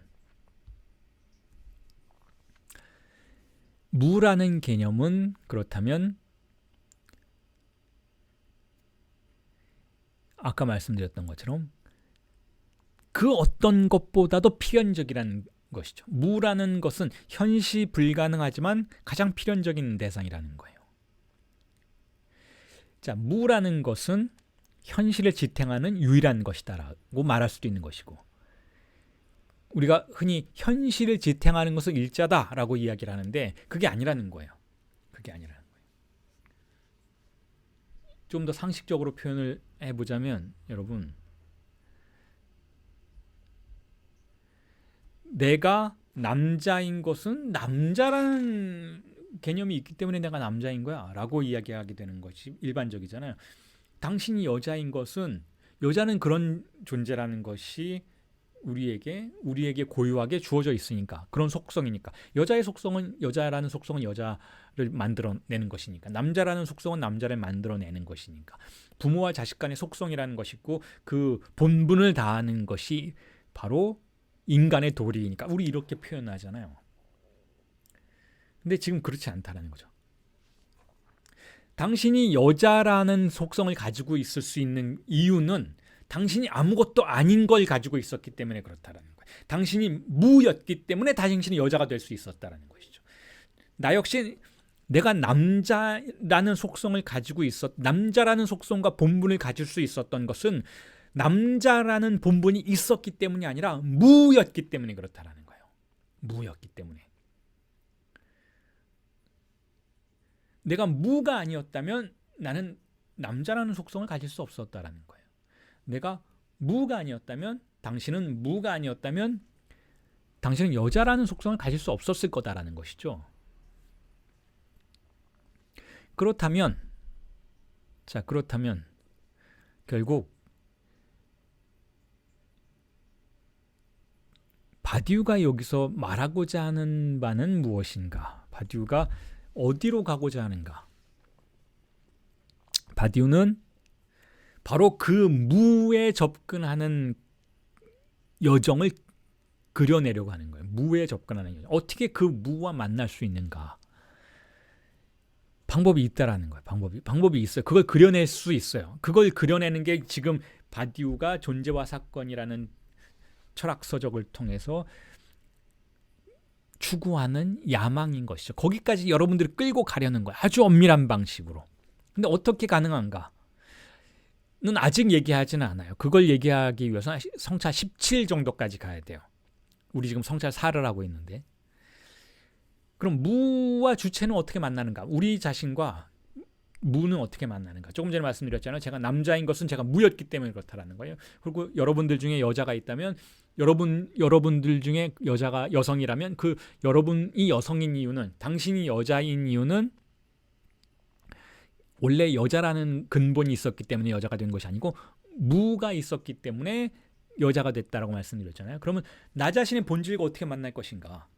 정신분석의 과정도 바로 이걸 겨냥하고 있어요. 한 남성이, 한 여성이 와서 자신의 이야기를 해요. 그러면서 이런 이야기를 하죠. 왜 나는, 한 여성이 히스테리적인 구조 속에서 이런 얘기를 해요. 왜 나에게는 팔루스가 없는가? 왜 여자는 이렇게 팔루스를 갖지 못한 결여된 대상으로서 존재하는가? 왜 가부장적인 체계 안에서 남자가 팔루스를 갖는 것으로 가정되고 우리는 왜 그걸 믿도록 길들여졌는가? 이런 질문들을 던져요. 그리고 그런 페니스 나이드 같은 그런 남근 선망 같은 그와 같은 근본적인 충동이 왜 내게 나를 이렇게 괴롭히는가, 나를 지배하는가, 왜 항상 나는 남성들과 경쟁관계에 있는 것처럼 느끼게 되고, 혹은 경쟁관계가 아니라면 항상 남성에게 의존해서 무언가를 갖게 되는 듯한 구조 안으로 나를 밀어넣게 되는가에 대한 질문을 마구 던지게 되죠. 그게 정신분석의 과정과 여정인 거예요. 내가 그런 이 질문을 이 여정은 이렇게 한마디로 규정이 돼요. 왜 나는 여자인가라는 거예요. 그 내담자는 그렇게 질문할 수밖에 없는 거예요. 왜 나는 여자인가라는 질문으로 집약되는 질문을 던지는 거예요. 왜 나는 여자인가? 물론 아주 고전적이고 고리타분한 심리상담은 그렇게 얘기할 거예요. 지금 그렇게 얘기하는 사람은 없겠지만 여자라는 본분이 있으니까, 이 여자라는 생물학적인 존재가 여자로 태어났으니까 당신은 여자로 살아간 거예요. 이렇게 얘기할 수도 있겠고, 혹은 하나님이 당신을 여자로 만들었으니까라고 하는 종교적인 색채가 스며들어온 그런 상담사도 있겠죠. 근데 요즘에 정신 멀쩡한 상담사들이 그렇게 얘기하지는 않겠죠. 질문을 던져야 되는 거고 거기에 대한 답을 해주려고 해야 되는 것이죠. 내담자가 얘기하는 거예요. 왜 나는 여자인가? 왜 나는 이렇게 여자로서의 히스테리적인 구조 안에 갇혀서 괴로워하는가? 라고 말할 때 정신분석은 이런 여정으로 끌고 가야 되는 거예요. 당신이 여자였던 이유는 당신이 무였기 때문이다라는 것이고, 그 무라는 지점까지 이 내담자를 끌고 갈 수 있어야 하는 것이죠. 그게 정신분석의 목표라는 거예요. 무를 만나게 하는 거예요. 무를. 어떻게 하면 그 무를 만나게 할 것인가? 이 주체가 자신이 여자이지도 않고 남자이지도 않았던 그 지점까지 도달할 수 있도록 만드는가가 정신분석의 목표라면, 자, 이걸 어떻게 할 수 있는가에 대한 질문이 던져져야 되잖아요. 락강은 굉장히 다양한 방식으로 이 과정과 여정들에 대해서 암시를 하고 이론화시키는 구조를 보여주고 있는데, 우리는 지금 바디우를 따라가고 있어요. 여기서는 지금 바디우의 존재론을 따라서 거기에 가는 방법을 탐사하고 있는 것이고 거기에 가기 전에 그 토대를 다지고 있는 중이라는 것이죠. 어떻게 무와 만나는가? 이 만남에 대해서는 나중에, 지금은 아니지만 말씀드리지만 나중에 사건이라는 특수한 절차가 존재한다라고 바디우는 이야기해요. 사건이라는 구조가 있다라는 거예요. 어떤 특수한 프로세스가 있어요. 이 사건이라는 프로세스는 우리에게 무와 만나도록 하는 여정으로 들어갈 수 있도록 허용한다는 거죠. 하지만 중요한 건 그거예요. 그 안에서 우리가 무를 만났을 땐 다시 한번 말씀드리지만 우리는 그게 무인지 몰라요. 사후적으로만 추론할 수 있어요. 사후적으로만 엄밀한 사유 속에서 내가 무를 만났었구나 라고 이해할 수 있지, 실제로 그 순간에는 나는 무를 만났는지 뭘 만났는지 정확하게 알 수가 없어. 그냥 그것의 매혹 사건 안에 끌려 들어가서 매혹될 뿐이죠. 왜냐하면 왜 우리가 그걸 알 수 없는가 하면 우리가 안다라는 건 뭐예요? 현시 프리젠테이션의 세계 속에서 그걸 파악하는 거예요. 안다라는 건 그걸 말해요. 안다라는 건 나 혼자 그냥 경험했다라고 말하는 게 아니라 누군가에게 전달하고 소통 가능하다는 얘기예요. 즉 현재를 지배하고 있는 현시의 지식의 시스템을 통해서 그걸 파악할 수 있는 것이 바로 안다라는 것이죠. 하지만 그 안다, 이해한다라는 개념이 그 무와 만났을 때는 작동하지 않아요.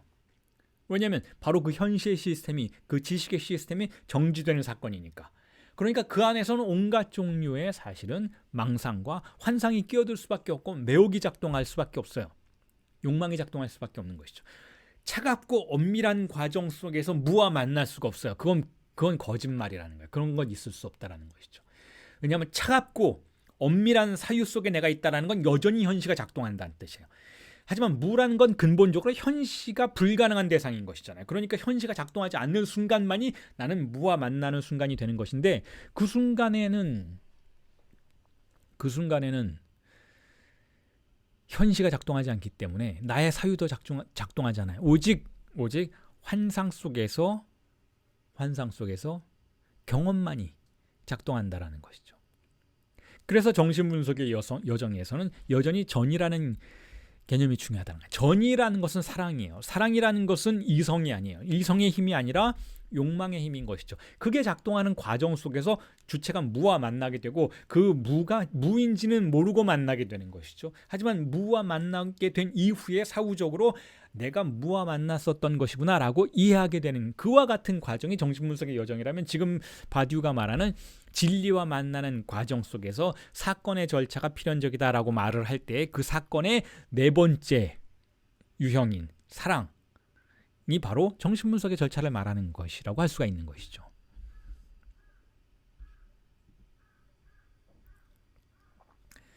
자, 그 얘기는, 그 무와 만나는 이 얘기는, 사건을 통해서 진리와 만나는 이 얘기는 지금은 하지 않아요. 지금은 성찰사에서는 잠깐 이런 미리 말하겠지만 하면서 바디우가 예고편처럼 알려만 줄 뿐이지 본격적으로 지금 언급되는 부분은 아니에요.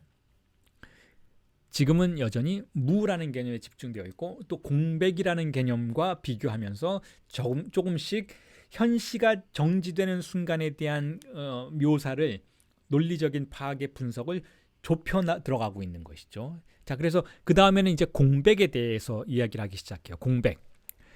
자, 무하고 거의 같은 개념이지만 조금 더 세밀하게 집약되어서 겨냥되는, 세밀하게 해석되는 그런 개념이라고 할 수가 있는데 거기에 대해서 이렇게 이야기를 하고 있어요. 읽어드리겠습니다.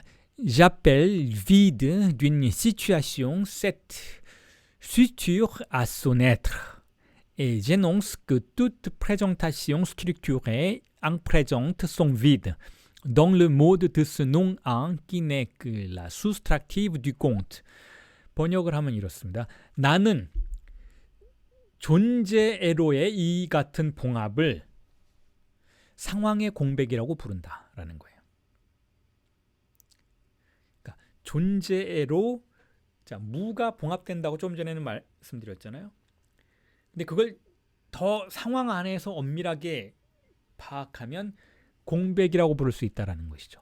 그러니까 존재애로의 이와 같은 봉합을 상황의 공백이라고 부르는데, 나는 모든 구조화된 현시는 그 자신의 공백을 비현시한다라고 언명하려는데, 이는 셈에서 빠져나감의 다름 아닌 비일자의 양태 안에서 비현시되는 것이다. 자, 이 무라는 개념을 조금 전에 무가 어디에나 있는 좌표화시킬 수 없는 조금 더 모호한 개념이고 큰 개념으로서 다루고 있었잖아요. 무라는 것. 근데 이걸 조금 더 지금 이제 논리적으로 협소화시키고 있어요. 더 우리가 논리 안에 파악할 수 있는 대상으로 만들려고 하는 과정인 것이죠. 자, 존재애로 봉합되는 것. 존재가 있어요. 그 존재는 지금 여기서 말하는 존재는 존재로서의 존재예요. 이 존재가 있고 그 존재가 언어의 세계 안에서 자기를 현시하면, 자, 상황이 발생하잖아요. 그러니까 가시적인 영역이 발생하잖아요. 하지만 가시적인 영역에는 비가시적인 실제가 전제가 되는 것이죠. 이건 수도 없이 좀 반복해 왔던 이야기예요. 자, 그런데 이 상황이라는 것이 시작되는 지점, 이 상황이라는 것이, 이 가시적인 세계라는 것이, 이 현시의 세계, 현시된 세계라는 것이 시작되는 지점을 우리는 어떻게 추적해 볼 수 있는가 하면, 바로 그 내부의 셈에서 빠져나가는 지점을 딱 포착함으로써 그 장소를 우리는 존재에 봉합된 장소로 파악할 수 있다는 거예요. 그리고 그 장소의 이름을 공백이라고 부른다는 것이죠. 공백. 일자가 없는 장소, 일자가 발을 헛디는 장소. 그래서 비일자의 양태 아내라고 이렇게 표현하고 있잖아요. 비일자의 양태, 일자의 셈하기가 실패하는 장소가 있다라는 거예요. 그 장소를 공백의 장소라고 부를 수 있다라는 것이죠. 그걸 공백이라고 부르자라고 지금 제안을 하고 있어요. 그래서 구조와, 이 세계는 다 구조예요, 여러분. 세계 내라는 개념은 하이데거의 개념이잖아요. 그렇지만 세계 내라는 개념은 또한 바디우이적인 방식으로는 현시된 세계라고 부를 수 있어요. 모든 게 현시되어 있어요. 모든 게 지식의 지배를 받고 있어요. 보편적 지식 안에 들어와 있어요. 우리에게 가시적으로 보이는 것이죠. 우리가 눈으로 보고 확인할 수 있는 선명함의 세계인 것이죠. 하지만 이 선명함의 세계를 작동시키는 건 뭐였어요, 여러분? 일자의 세마기 기능이었죠. 이 일자의 세마기 기능이 모든 걸 선명하게 드러내고 있어요. 모든 걸 현시된 것으로 만들고, 현시되지 않은 것은 없는 것처럼 간주하도록 만드는 그 구조 안으로 들어와 있는데, 자, 그런데 이러한 현시의 세계에서 현실을 빠져나가는 것들이 있다라는 거예요. 현시가, 일자가 실패하는 지점이 있다라는 것이죠. 그곳을 뭔가가 있다라고 부르지 말고, 조금 전에 경고하는 문장을 읽어드렸잖아요. 셈에서 빠져나간 것, 셈이 망각한 것, 셈이 더 이상 셈하지 못한 것이 있다가 아니고 공백이다라고 부른다는 거예요. 이제부터는 실증적으로 그것이 자신을 드러내는 것이 아니라 그냥 누락된 것 자체로서, 공백으로서 공백이 거기에 있는 방식으로 표현을 할 수 있다는 거죠. 그러니까 지금 공백이라는 개념이 중요한 것이 된 거예요. 조금 전에 말씀드렸잖아요. 셈하는 것이 망각한 것은 현시되지 않으니까 없는 거예요. 근데 없는 것을 어떻게 우리가 사유할 수 있는가? 공백의 형태로 사유할 수 있다는 것이죠. 그러니까 공백의 개념을 지금 불러오게 되는 것이죠. 그리고 그 공백은 나중에 말씀을 드리겠지만 바로 공집합이에요. 공집합. 체르멜로 프랭켈 공리는 그렇게 이야기하고 있는 거예요. 모든 부분, 모든 집합에, 그러니까 모든 상황에, 모든 현시된 것에, 모든 가시적인 것에 내부에는 귀속되지는 않지만 포함된 것이, 보편적으로 포함된 것이 하나 있는데, 그게 바로 공집합이다 라고 체르멜로 프랭켈 공리가 규정하고 있는, 바로 그것이 이 공백이라는 것의 개념인 거예요.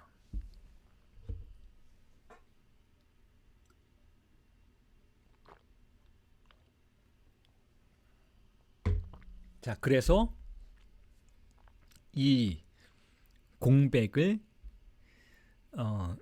이렇게 여러분들에게 설명을 다른 방식으로 해드릴 수도 있겠죠. 상징계 내부에, 자, 락강적인 표현을 쓰자면 이런 거예요. 상징계 내부에 공백이 떠다닌다라는 거예요. 이 공백은 어떤 것인가 하면 상징계의 셈하기, 상징계의 상징화의 기능이 실패하는 지점들이라는 것이죠. 그리고 그 실패하는 지점들은 바로 실제와의 경계를 표시하는 지점이기도 하다라는 거예요. 그러면 우리가 그 실패하는 지점들을 어떻게 할 수 있는가 하면 상징계의 내부에선 증상을 통해서 할 수 있다는 거죠. 어떤 증상들이 발생한다는 거예요. 즉 현시가 실패하는 지점들을 증상적 지점들이라고 부를 수 있다는 것이죠. 그리고 그 증상적 지점들은 결국은 공백을 출현시키는 지점들이라는 것이죠. 그래서 그것을 또한 락강은 S1이 표지하는 지점이라고도 불러요.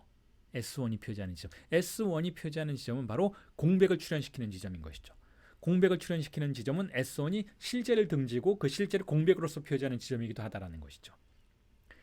자, 이 S1에 대한 논의는 제가 줄곧 해왔지만 본격적으로 여러분들에게 지금 바디오의 강의를 듣고 있는 분들에게 해드리고 있지는 않는데 이거는 앞으로 한 2달 정도 뒤에 락강 세미나 17회 세미나 17회 강의 수업을 다시 재개할 때 집중적으로 언급될 부분이기도 하기 때문에 제가 반복해서 이렇게 예고만 해드리고 있지만 어쨌든 아주 중요한 개념이기도 합니다. 이 존재론적인 방식으로 파악될 수 있는 것이기도 한 동시에 정신분석의 실제 임상 과정에서 S1이 어디에 있는지를 파악하는 중요한 의미를 갖고 있는 기표이기도 하기 때문에 제가 반복해서 말씀을 드리고 있어요.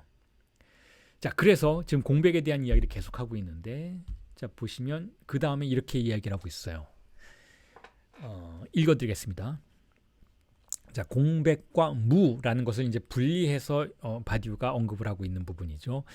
Je dis vide plutôt que rien, parce que le rien est plutôt le nom du vide corrélé à l'effet global de la structure. Tout est compté, et qu'il est plus aigu d'indiquer que le n'avoir pas été compté est aussi bien local, puisqu'il n'est pas compté pour un. 번역을 하면 이렇습니다. 나는 무라고 하기보다는 공백이라고 언명을 하는데, 자 이제 무하고 공백을 좀 구분하고 있어요. 왜냐하면 무는 모든 셈해진 구조의 보편적 효과에 대응하는 공백의 이름이기 때문이다. 또한 사실상 셈해지지 않음이란 국지적이어서 그것이 하나로 셈해지지 않은 이상 셈해지지 않음이라는 국지적이라는 사실을 가리키는 것이 더 명확하기에 그러하다. 자, 이렇게 무와 공백이라는 것이 다르다기보다는 다른 실체를 가리키는 대상으로 지금 설명하고 있기보다는 개념적인 접근을 말하는 거예요. 개념적인 접근. 자, 무라는 것은 자, 어떤 모든 것이 셈해졌다라고 말을 할 때 모든 것이 셈해진다면 셈해지지 않은 것들이 있다라고 하는 큰 접근을 위한 개념이라는 거예요. 하지만 셈해지지 않는다라는 개념으로 접근할 때에는 셈해지지 않는다라는 건 개별적인 사건들이니까 그 셈해지지 않음에 대한 현상을 이야기할 때는 무라고 얘기하기보다는 공백이라고 얘기하는 것이 더 명확하다라는 것이죠. 그리고 이 공백은 국지적인 표현이라는 거예요. 어떤 특정한 지역에서 셈해지지 않은 셈의 실패가 발생하니까 증상은 여러분 국지적인 것이잖아요. 증상 그냥 편하게 이렇게 말씀을 드릴 수 있죠. 내가 팔이 마비가 됐어요 라고 증상이죠. 그게 이제 시민성 증상이라면 소마틱한 증상이라면 자 상징계의 세마기가 실패하는 지점에서 저항하는 지점에서 증상이 발생한다라면 자 팔이 마비가 됐어요. 안나오가 그랬듯이 팔이 마비가 됐다면 뭐예요? 국지적이잖아요. 여기가 마비된 거예요. 여기가. 그러니까 공백은 이런 표현들인 것이죠. 세마기가 국지적으로 실패하니까 그 국지적인 장소에서 출현하는 것은 무라고 하기보다는 무는 전체를 우리가 가정할 때 그 전체에 대해서 셈해지지 않은 것을 가정할 때 사용하는 개념이지만 실제로 세마기가 실패하는 지점들은 다 국지적이니까 거기에 대해서는 공백이라는 개념을 사용하는 것이 더 엄밀하게 정확하다라고 지금 제안을 하고 있는 것이죠. 자, 그래서 공백이라는 것은 셈해지지 않은 국지적인 효과를 가리키는 것으로 지금 바디우는 개념을 전개시켜 나갔고 무라는 개념은 이미 말씀드렸던 것처럼 구조 전체에 대한 그러니까 셈해진 것으로서의 구조 전체에 대한 그 층위에 대한 대응하는 개념이라는 거예요. 모두가 셈해진 구조가 있다면 셈해지지 않은 어떤 무언가가 있다는 것이죠. 그런 개념으로 무가 사용이 되지만 지금 공백은 이제 일반적으로 셈해지지 않은 것이 아니라 국지적으로 어떤 특정한 탁 집어서 셈해지지 않은 장소의 개별적인 그 실패의 지점들을 공백이라고 부를 수 있다는 것이죠.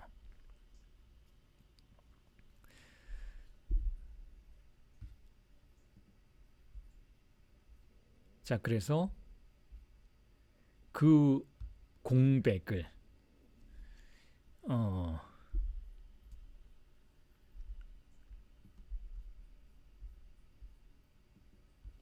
이렇게 구별해서 설명을 하고 있습니다. 읽어드리겠습니다.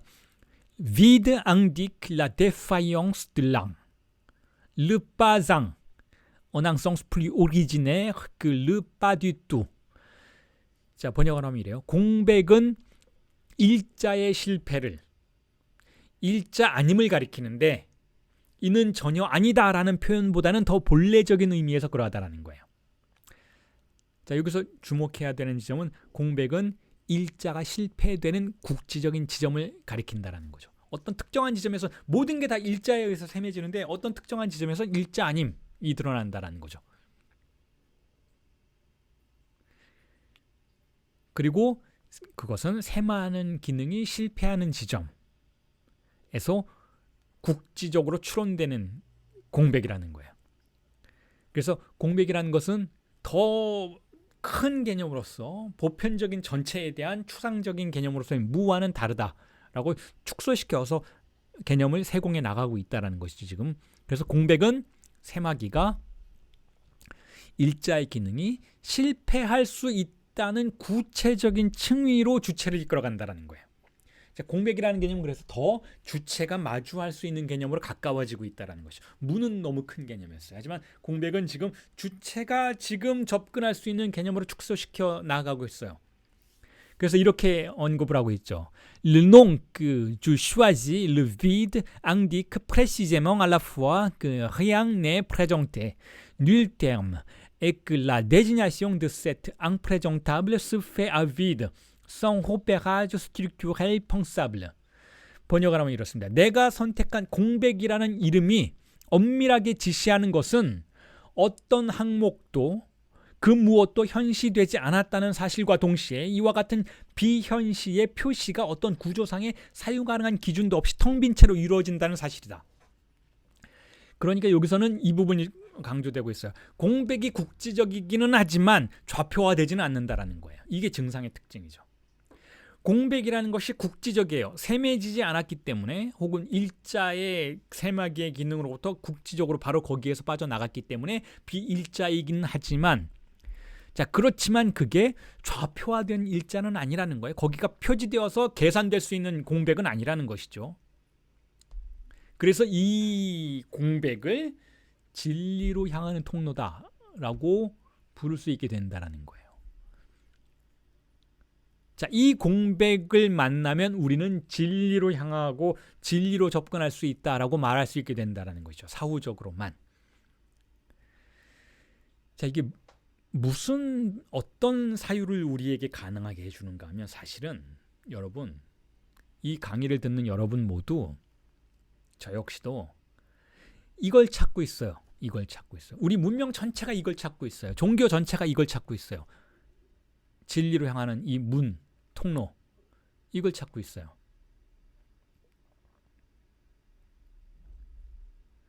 무슨 뜻인가 하면 우리 모두가 물론 그렇지 않는 사람들도 있지만 사실 그렇지 않은 사람이라는 거 없어요. 사실은 인생에 한 번쯤은 이런 생각을 하게 되는 거예요. 그 어떤 아주 고정관념에 똘똘 뭉쳐있는 사람일지라도 인생에 한 번쯤은 이런 질문을 던져요.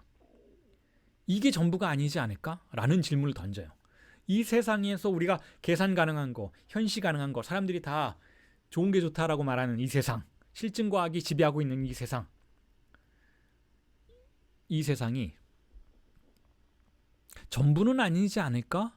라는 질문을 던지는 순간이 온다라는 것이죠.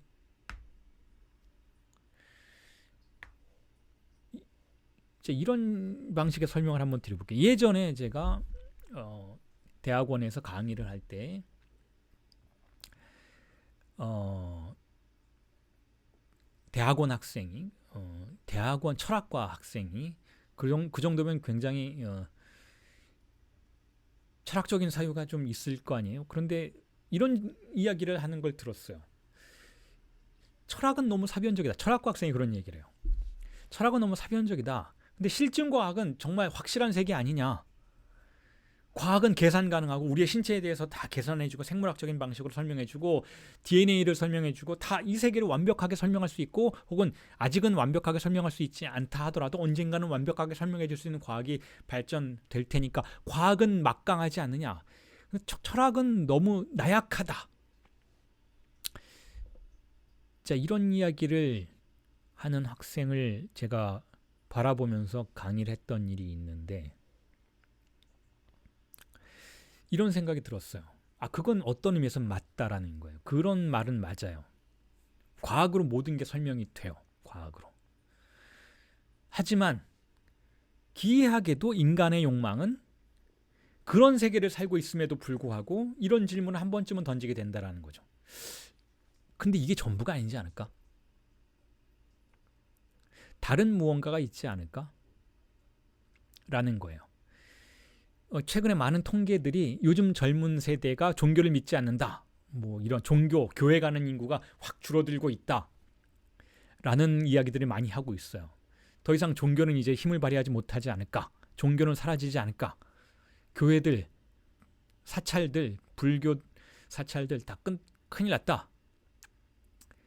자, 이런 이야기를 하는 통계 자료들을 많이 접하게 되는데 저는 전혀 반대되는 의견을 가지고 있어요. 그리고 락강이 그렇게 이야기했죠. 종교는 언제나 승리한다라는 거예요. 어떤 방식의 종교인가? 여러분, 텔레비전을 틀면 여러분 누가 나오나요? 지식인들이 나와요. 텔레비전을 틀면 오은영 박사가 나와서 오은영 박사 나오는 텔레비전 프로그램들 많이 보셨으니까 알 테지만 자, 그게 과연 과학처럼 보이세요? 종교 집단처럼 보이지 않으세요? 그렇게 조작해서 만들어내는 PD들도 그렇지만 어쨌든 지식인들이 나와서 패널들이 나와서 무언가를 말하면 거기다 대고 맹신적으로 추종하는 세력들이 형성이 되죠. 자, 이게 새로운 종교들이라는 거예요. 이걸 예견한 사람이 바로 르장드라죠. 이제는 새로운 지식의 어떤 인물들이 어떤 피규어들이 등장해서 예언자를 자청하게 될 거라는 거예요. 그런 책들을 만들어내고 책들을 써내고 당장 내년에 어떻게 주식의 세계가 변동될지 세계 경제, 금융의 세계가 어떻게 변화할지를 추측하는 온갖 종류의 패널들이 등장하죠. 자, 정확한 추측들이 있었나요? 어느 누가 코로나를 예견했어요? 코로나로부터 어느 누가 중국의 경제가 저렇게 될지를 예견했어요? 어느 누가 미국에 갑자기 바이든이라는 사람이 혹은 트럼프라는 사람이 등장해서 세계 자유주의 무역 경제를 저렇게 위반하고 전혀 다른 방식의 이데올로기의 방식으로 종교와 어떤 방식이 결합된 경제의 형태를 새롭게 구성해낼지 누가 알았겠어요? 반도체의 흐름이 이렇게 흘러갈지 누가 알았겠어요? 누구도 예측하지 못하는 걸 예측한다고 주장하는 지식인들이 출연해서 이 세계를 지배하기 시작해요. 새로운 형태의 종교들이 등장하고 있는 것이죠. 종교는 결코 사라지지 않는다라는 거예요. 그리고 그 종교가 사라지지 않는 이유는 바로 실증과학의 오히려 나약함 때문이라는 것이죠. 실증과학은 결코 우리의 욕망을 설명해 주지도 못하고 우리의 욕망을 완전히 충족시켜 주지도 못하기 때문에 자, 누구나 한 번쯤은 그렇게 질문하게 된다라는 거죠. 진리로 향하는 통로가 어딘가 다른 곳에 있지 않을까? 라는 거예요. 진리로 향하는 통로를 우리 모두 찾고 있어요. 돈이 아무리 많아도 과학을 아무리 많이 공부했어도 결국은 우리는 진리로 향하는 통로가 그런 과학의 세계, 즉 현시의 세계 말고 현시 바깥에 존재하는 다른 세계로 나아가는 그러한 통로를 통해서 우리를 진리로 이끌 수 있지 않을까라는 생각을 하게 된다라는 것이죠. 우리는 언제나 그 통로를 찾고 있어요. 여러분들이 이 수업을 크리스마스 날 아침에 이렇게 듣고 계신 이유도 바로 진리를 향하는 통로가, 진리로 우리를 이끌어줄 수 있는 통로가 현시의 세계 말고 다른 곳에 있지 않을까라고 생각하기 때문에 이 자리에 앉아 계신 거예요. 자, 그에 대해서 바디우가 이렇게 이야기를 하고 있습니다. 읽어드릴게요.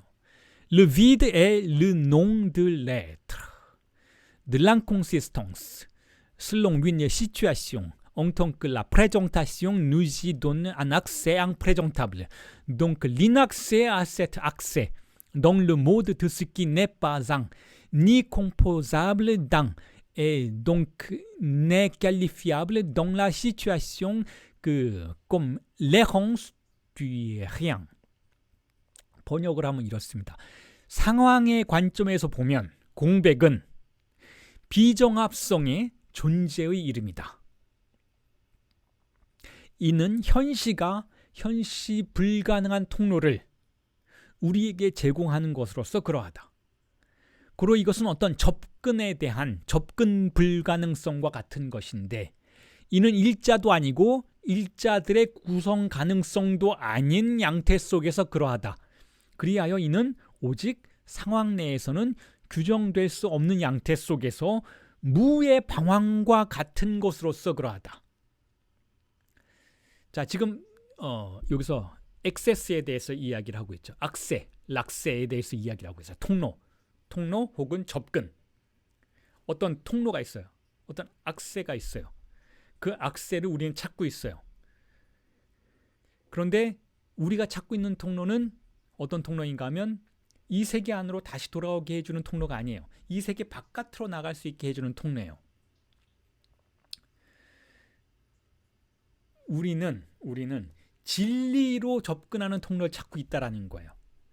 산전수전 다 겪어본 사람들은, 여러분들은, 이것저것 다 해본 여러분들은 우리를 진정으로 충만하게 해주는 것은 이 세계에 존재하는 그런 통로들이 아니라는 걸 이제는 알게 된 거예요. 아무리 자기계발서를 많이 읽어도 자기 자신은 개발되지 않는다라는 거 알게 되시는 거예요. 진리에 접근할 수 없다는 거 알게 되시는 거예요. 아무리 우리의 삶이 아무리 많은 돈을 벌어도 아무리 많은 지식을 머릿속에 우겨 넣어도 결코 진정으로 행복해지지 않는다라는 걸 알게 된 사람들이 진리에 대한 통로를 추구하게 된다라는 것이죠. 종교를 찾게 되는 것이고 멘토를 찾게 되는 것이고 그 멘토에게 물어보는 거예요. 어디에 우리 자신의 진정한 삶이 존재합니까? 라고 묻게 되는 것이죠. 진정한 삶은 어디에 있습니까? 진정한 삶은 여기에는 없는 것 같습니다. 라고 말하는 거예요. 어디로 가야 할까요? 어디로 가야 할까요? 신이시여, 우리는 어디로 가고 있습니까? 코바디스. 우리는 어디로 가야 합니까? 어디로 가야 진짜 진리를 만나게 될까? 언제나 통로에 대한 질문을 하고 있다는 거죠. 언제나 락세에 대한 질문을 하고 있다는 거예요. 근데 그 통로의 속성이 무엇인가 하면 그 통로는 현시된 것으로 우리를 이끄는 통로는 아니어야 된다는 거예요. 이 세계 내에서 이미 셈해진 관념들의 세계, 이미 계산된 세계로 다시 우리를 끌어들이는 통로는 진리로의 통로가 아니라는 거예요. 왜냐하면 진리는 이 세계 안에 없으니까. 그것은 명백해요, 여러분. 이 세계 안에는 진리가 없어요. 그것은 철학적으로도 그러하고 종교적으로도 그러해요. 이 세계 안에서 작동하고 있는 고정관념에 의해서 파악되는 그와 같은 항목들 안에는 진리의 항목은 없어요. 이 세계 바깥에 있다라고 우리는 이해하고 있다는 것이죠. 이 세계 바깥에 있기 때문에 그 통로의 모습 또한 이 세계가 셈하는 방식으로 현시된 방식으로는 존재하지 않아요. 그렇기 때문에 그 통로는, 그 악세는 앙프레정타블이라는 거죠. 락세 앙프레정타블. 비현시되는, 현시 불가능한 통로라는 것이죠. 즉 공백의 형태를 가지고 있다는 거예요. 그곳으로 가고자 한다라는 거죠. 우리 모두가 그곳으로 가고자 하는데 과연 갈 수 있는가? 지금 바디우의 내기는 그 통로로 우리는 들어갈 수 있다라는 거예요. 그런데 그 통로가 그 통로라는 걸 우리가 알지 못하는 사이에 그렇게 한다는 거죠. 그 통로에 접근하면 우리는 이렇게 생각한다라는 거예요. 여기가 어디인지 알 수도 없고, 여기가 어디인지 계산할 수도 없고, 여기가 어디인지 파악할 수도 없지만 나는 그 통로에 매달려 있겠다. 자, 이런 구조 안으로 들어간다라는 거예요. 예수가 말했잖아요. 제자들에게 너희는 내가 하는 말을 단 한마디도 이해하지 못할 것이다. 하지만 믿어라 라는 거예요. 그게 바로 정확하게 바디우가 생각하는 진리와 관계된 주체의 모습이라는 것이죠. 주체는 진리와 어떠한 방식으로 관계하는가, 그 진리의 사건이 진행되는 과정 속에서 주체는 어떤 방식으로 반응하는가 하면 바로 합리적 이성과 이해를 통해서 그것의 통로에 접근하는 것이 아니고 충실성을 통해서만 접근할 수 있다는 거죠. 충실성은 뭐예요? 충실성은 믿음인 거예요. 믿음. 종교적인 표현을 쓰자면 믿음인 것이죠. 그냥 믿는 거예요. 그런데 어떻게 믿는가? 왜 믿는가? 매혹당했기 때문에. 그곳에 매혹당했기 때문에 충실하는 거예요. 충실성의 본질은 그렇게 욕망의 문제라는 것이죠. 욕망한다라는 것은 이해했다라는 것이 아니에요. 이해하고는 관계가 없다라는 거죠. 이해할 수 없어요. 그 통로에 대해서는 결코 이해할 수 없어요. 왜냐하면 다시 말씀드리지만 이해라는 건 뭐예요? 이해라는 것은 지식을 통해서 가능하게 되는 것이고 지식이라는 것은 현실 세계에서 우리에게 주어지는 거예요. 그렇지만 그 통로는 진리로 향하는 그 통로는 공백의 형태를 가지고 있어요. 즉 지식이 정지되는 장소인 것이죠. 현시가 정지되었기 때문에 거기에는 어떤 이해도 어떤 사유도 불가능해요. 욕망만이 가능한 장소라는 것이죠. 그 욕망을 바디오는 충실성, 피델리테라고 부르는 거예요. 그리고 종교에서는 그 욕망을 믿음이라고 부르는 것이죠. 그러니까 믿는다는 건 무슨 뜻인가 하면 내가 의지로 될 수 있는 게 아니에요, 여러분. 충실성이라는 것도 내가 의지로 되는 게 아니에요. 내 의지는 거기서 작동하지 않아요. 뭐가 작동하나요? 그 대신 욕망이 작동하는 거예요. 욕망하게 되는 것이죠. 그냥 중력에 이끌려서 그냥 마치 누군가를 사랑할 때와 마찬가지로 그곳에 이끌려 들어가서 매혹당하는 것이죠. 그래서 예수의 제자들은 예수를 의지했던 게, 그러니까 예수를 의지를 가지고 믿었던 게 아니고 사랑했던 거예요. 사랑했던 것. 진리를 사랑했던 것이죠. 진리는 사랑의 대상이지 이해의 대상이 아니라는 것이죠. 그래서 그 다음에 이렇게 이야기하고 있습니다. 읽어드리겠습니다. Il est essentiel de retenir que nul terme dans une situation ne désigne le vide et que, en ce sens, c'est à bon droit que Aristote déclare dans la physique que le vide n'est pas, si l'on entend par être ce qui est repérable dans une situation. Donc, en termes, ce qu'Aristote appelle une substance. Au régime normal de la présentation, il est véridique que du vide non en et insubstantiel, on ne peut dire qu'il est. 번역을 하면 이렇습니다. 상황 내에서는 그 어떤 항목도 공백을 가리키지 않는다는 사실에 주목하는 것이 본질적이며, 자, 상황 내부에서는 현시된 것이니까 그 현시된 것 안에 공백이 있다면 그 공백은 셈해지지 않은 대상이니까 그 어떤 항목에도 대응되지 않아요. 항목이 아닌 거예요. 어떤 term, 항목, term이 아니라는 것이죠. 그게 본질적이며, 그런 의미에서 아리스토텔레스가 자연학에서, 자, 이건 왜 세물결에서 이걸 플라톤이라고, 이건 오역도 아니죠. 그냥 뭔지 모르겠어요. 왜 그렇게 했는지. 자, 아리스토텔레스가 자연학을 썼어요. 이건 누구나 알고 있어요. 아리스토텔레스가 자연학에서 공백이 존재하지 않는다고 정당하게 말한 것에 주목하는 것 또한 본질적이다. 자, 아리스토텔레스가 썼던 자연학에서의 그 항목들, 그 존재들은 셈해진 대상들이에요. 셈해진 것으로서의 이 세계 안에 출현한 존재들인 것이죠. 그리고 거기서는 공백은 당연히 항목이 아니니까 존재하지 않는다라고 말했던 것도 정당하다라는 거예요. 그래서 존재라는 것을 상황 내에서 포착 가능한 것으로, 즉 하나의 항목으로서 아리스토텔레스가 실체라고 부른다고 간주할 때, 자, 아리스토텔레스가 존재라고 부르는 것은 상황 내에서의 항목들인 것이고, 그것을 아리스토텔레스는 substance라고 불렀어요. 실체라고 불렀어요. 그렇다고 간주할 때 현시의 정상적인 체제에서는 일자가 아니고 비실체인 공백은 당연히 존재하지 않는다라고 말할 수밖에 없다라는 것이죠. 그 존재하지 않음에 대해서 우리는 지금 이야기하고 있다는 거죠. 공백을 그렇게 계속 축소시켜 나가고 있는 거예요. 아리스토텔레스가 말했던 그 공백, 아리스토텔레스가 존재의 세계에서, 현시의 세계에서 실체가 아니므로, 항목이 아니므로, 왜냐하면 텅 빈 것이니까 공백은 없는 거다, 존재하지 않는다라고 말하는 것은 정당하고, 우리는 그것에 대해서 지금 말하고 있다는 거예요.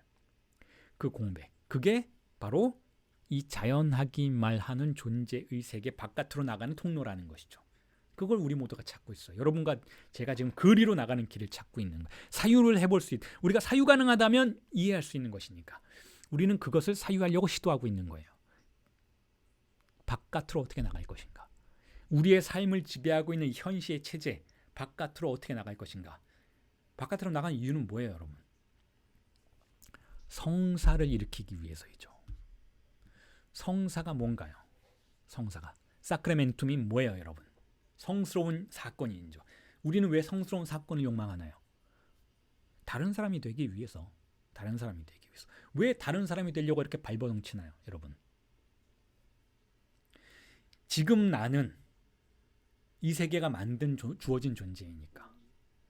이 안에 내가 한 번 사는 이 삶을 지금 이 세계가 만들어 놓은 부여된 존재로서의 나, 즉 타자적인 삶을 살고 있는 나에 그대로 머물러서 유한하게 살다가 죽는 것은 인간적이지 않다라는 거예요. 하나님은 우리를 그렇게 만들지 않았다라는 것이죠. 인간적이지 않아요. 하나님은 우리를 하나님의 형상대로 만드셨잖아요. 그렇잖아요, 여러분. 성서에 써 있잖아요. 하나님은 우리를 하나님의 형상대로 만드셨어요. 이게 무슨 뜻인가? 하나님이 이렇게 팔다리가 있다는 뜻일까요? 그 뜻이 아니죠. 하나님은 우리에게 이성을 주셨어요. 사유할 수 있는 이성. 그리고 이렇게 말했어요. 너는 나의 형상을 따라서 만들었다. 그럼 뭐예요? 무한하게 만들었다라요. 무한. 하나님은 무한한 존재인 것이잖아요. 유한한 존재가 아니죠. 무한한 존재이죠. 우리는 무한한 존재예요. 무한한 존재는 아주 일상적인 표현에서 어떻게 살아가는 존재인가요?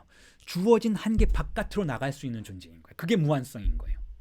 유한한 세계 안에 갇혀서 아둥바둥 매일매일 똑같은 문제를 겪으면서 살아가고 타자적인 방식으로 살아가는 존재가 아니고, 인간이란 존재는 그러한 유한성의 바깥으로 벗어나서 자신을 변화시킬 수 있는 존재라는 것이죠. 그게 바로 신의 형상대로 인간을 만들었다는 뜻이에요. 제가 볼 때에는.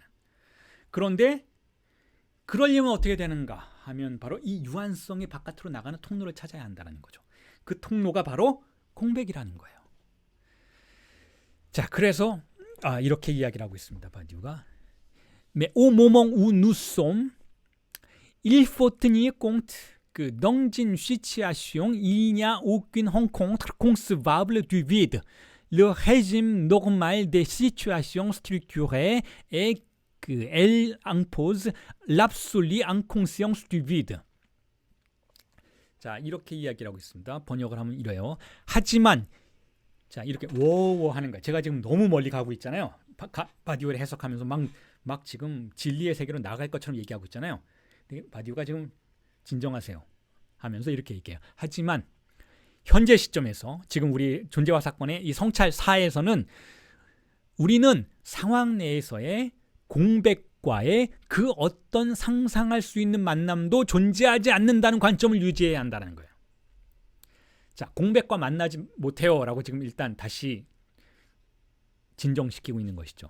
지금 상황에서는 그렇다는 거예요. 공백과 못 만난다는 게 아니라 지금까지 우리가 하나하나 짚어왔던 바디우의 존재와 사건의 성찰, 서론부터 성찰 1, 성찰 2, 성찰 3, 성찰 4까지 이렇게 하나하나 짚어왔던 이 수준에서는, 우리가 20주를 들여서 이렇게 걸어왔던 이 수준에서는 아직 우리는 공백과의 만남을 이야기할 도구가, 개념적인 도구가 없어요. 지금은 그러니까 그 만남에 대해서 가능하다라고는 일단은 하지 말자라는 거예요. 그걸 가능하다라고 말하는 건 성찰 17 이후의 일이에요. 아직은 거기에 대해서 말하지 말자라는 거죠. 바디우는 일단 우리를 진정시키고 있어요. 바디우가 백상현을 지금 진정시키고 있어요. 너무 멀리 가지 말라고 진정시키고 있는 것이죠. 구조화된 상황의 정상적 체제라는 것은 공백의 절대적인 무의식을 강제하는 것에 다름 아니기 때문이다. 자, 이 공백의 무의식이라는 표현을 쓰고 있어요. 그러니까 l'absolue inconscience du vide라는 표현을 쓰고 있어요. 공백의 무의식. 그러니까 이건 전형적으로 지금 락강을 겨냥하고 있는 거죠. 공백은 무의식적이라는 거, 억압되어 있어요. 그러니까 지금 우리가 의식적인 세계에서 아직 무의식으로 접근할 수 있는 개념적 도구를 세공해내지 않은 상태에서는 지금 아직은 그걸 우리가 다루고 있지 않잖아요. 아직은 거기에 접근한다라는 것을 말할 수는 없다라는 거죠. 진정하라는 거예요. 자, 그리고 나서 처음에 우리의 수업을 시작하면서 제가 여러분들에게 읽어드렸던 출애굽기의 문장으로 다시 돌아오면 이렇습니다. 자, 이거 바듀가 이거 언급하지 않았어요. 제가 강의 수업하기 위해서 준비한 저 나름의 개념적인 또 다른 첨가인 것이죠. 자, 지금까지 공백에 대해서 이제 이해해 왔잖아요. 설명해 왔고 여러분들과 함께 이야기해 봤잖아요. 그러니까 이제는 공백에 대한 이해를 가지고 이 문장을 다시 읽어보시면 뭔가가 새롭게 느껴지시겠죠. 에히에 아샤르 에헤 I am that I am. 영어로 하면 그렇게 번역이 될 수도 있고 I will be what I will 라고 번역이 될 수도 있고 I will be who I will 혹은 I will be that I will 라고 번역할 수가 있어요. 그러니까 에이헤가 I예요. 에이헤. 그리고 아샤르가 that이에요. that. 아샤르. 에이헤 I. I am that I am. 가장 정확한 번역이 이거예요.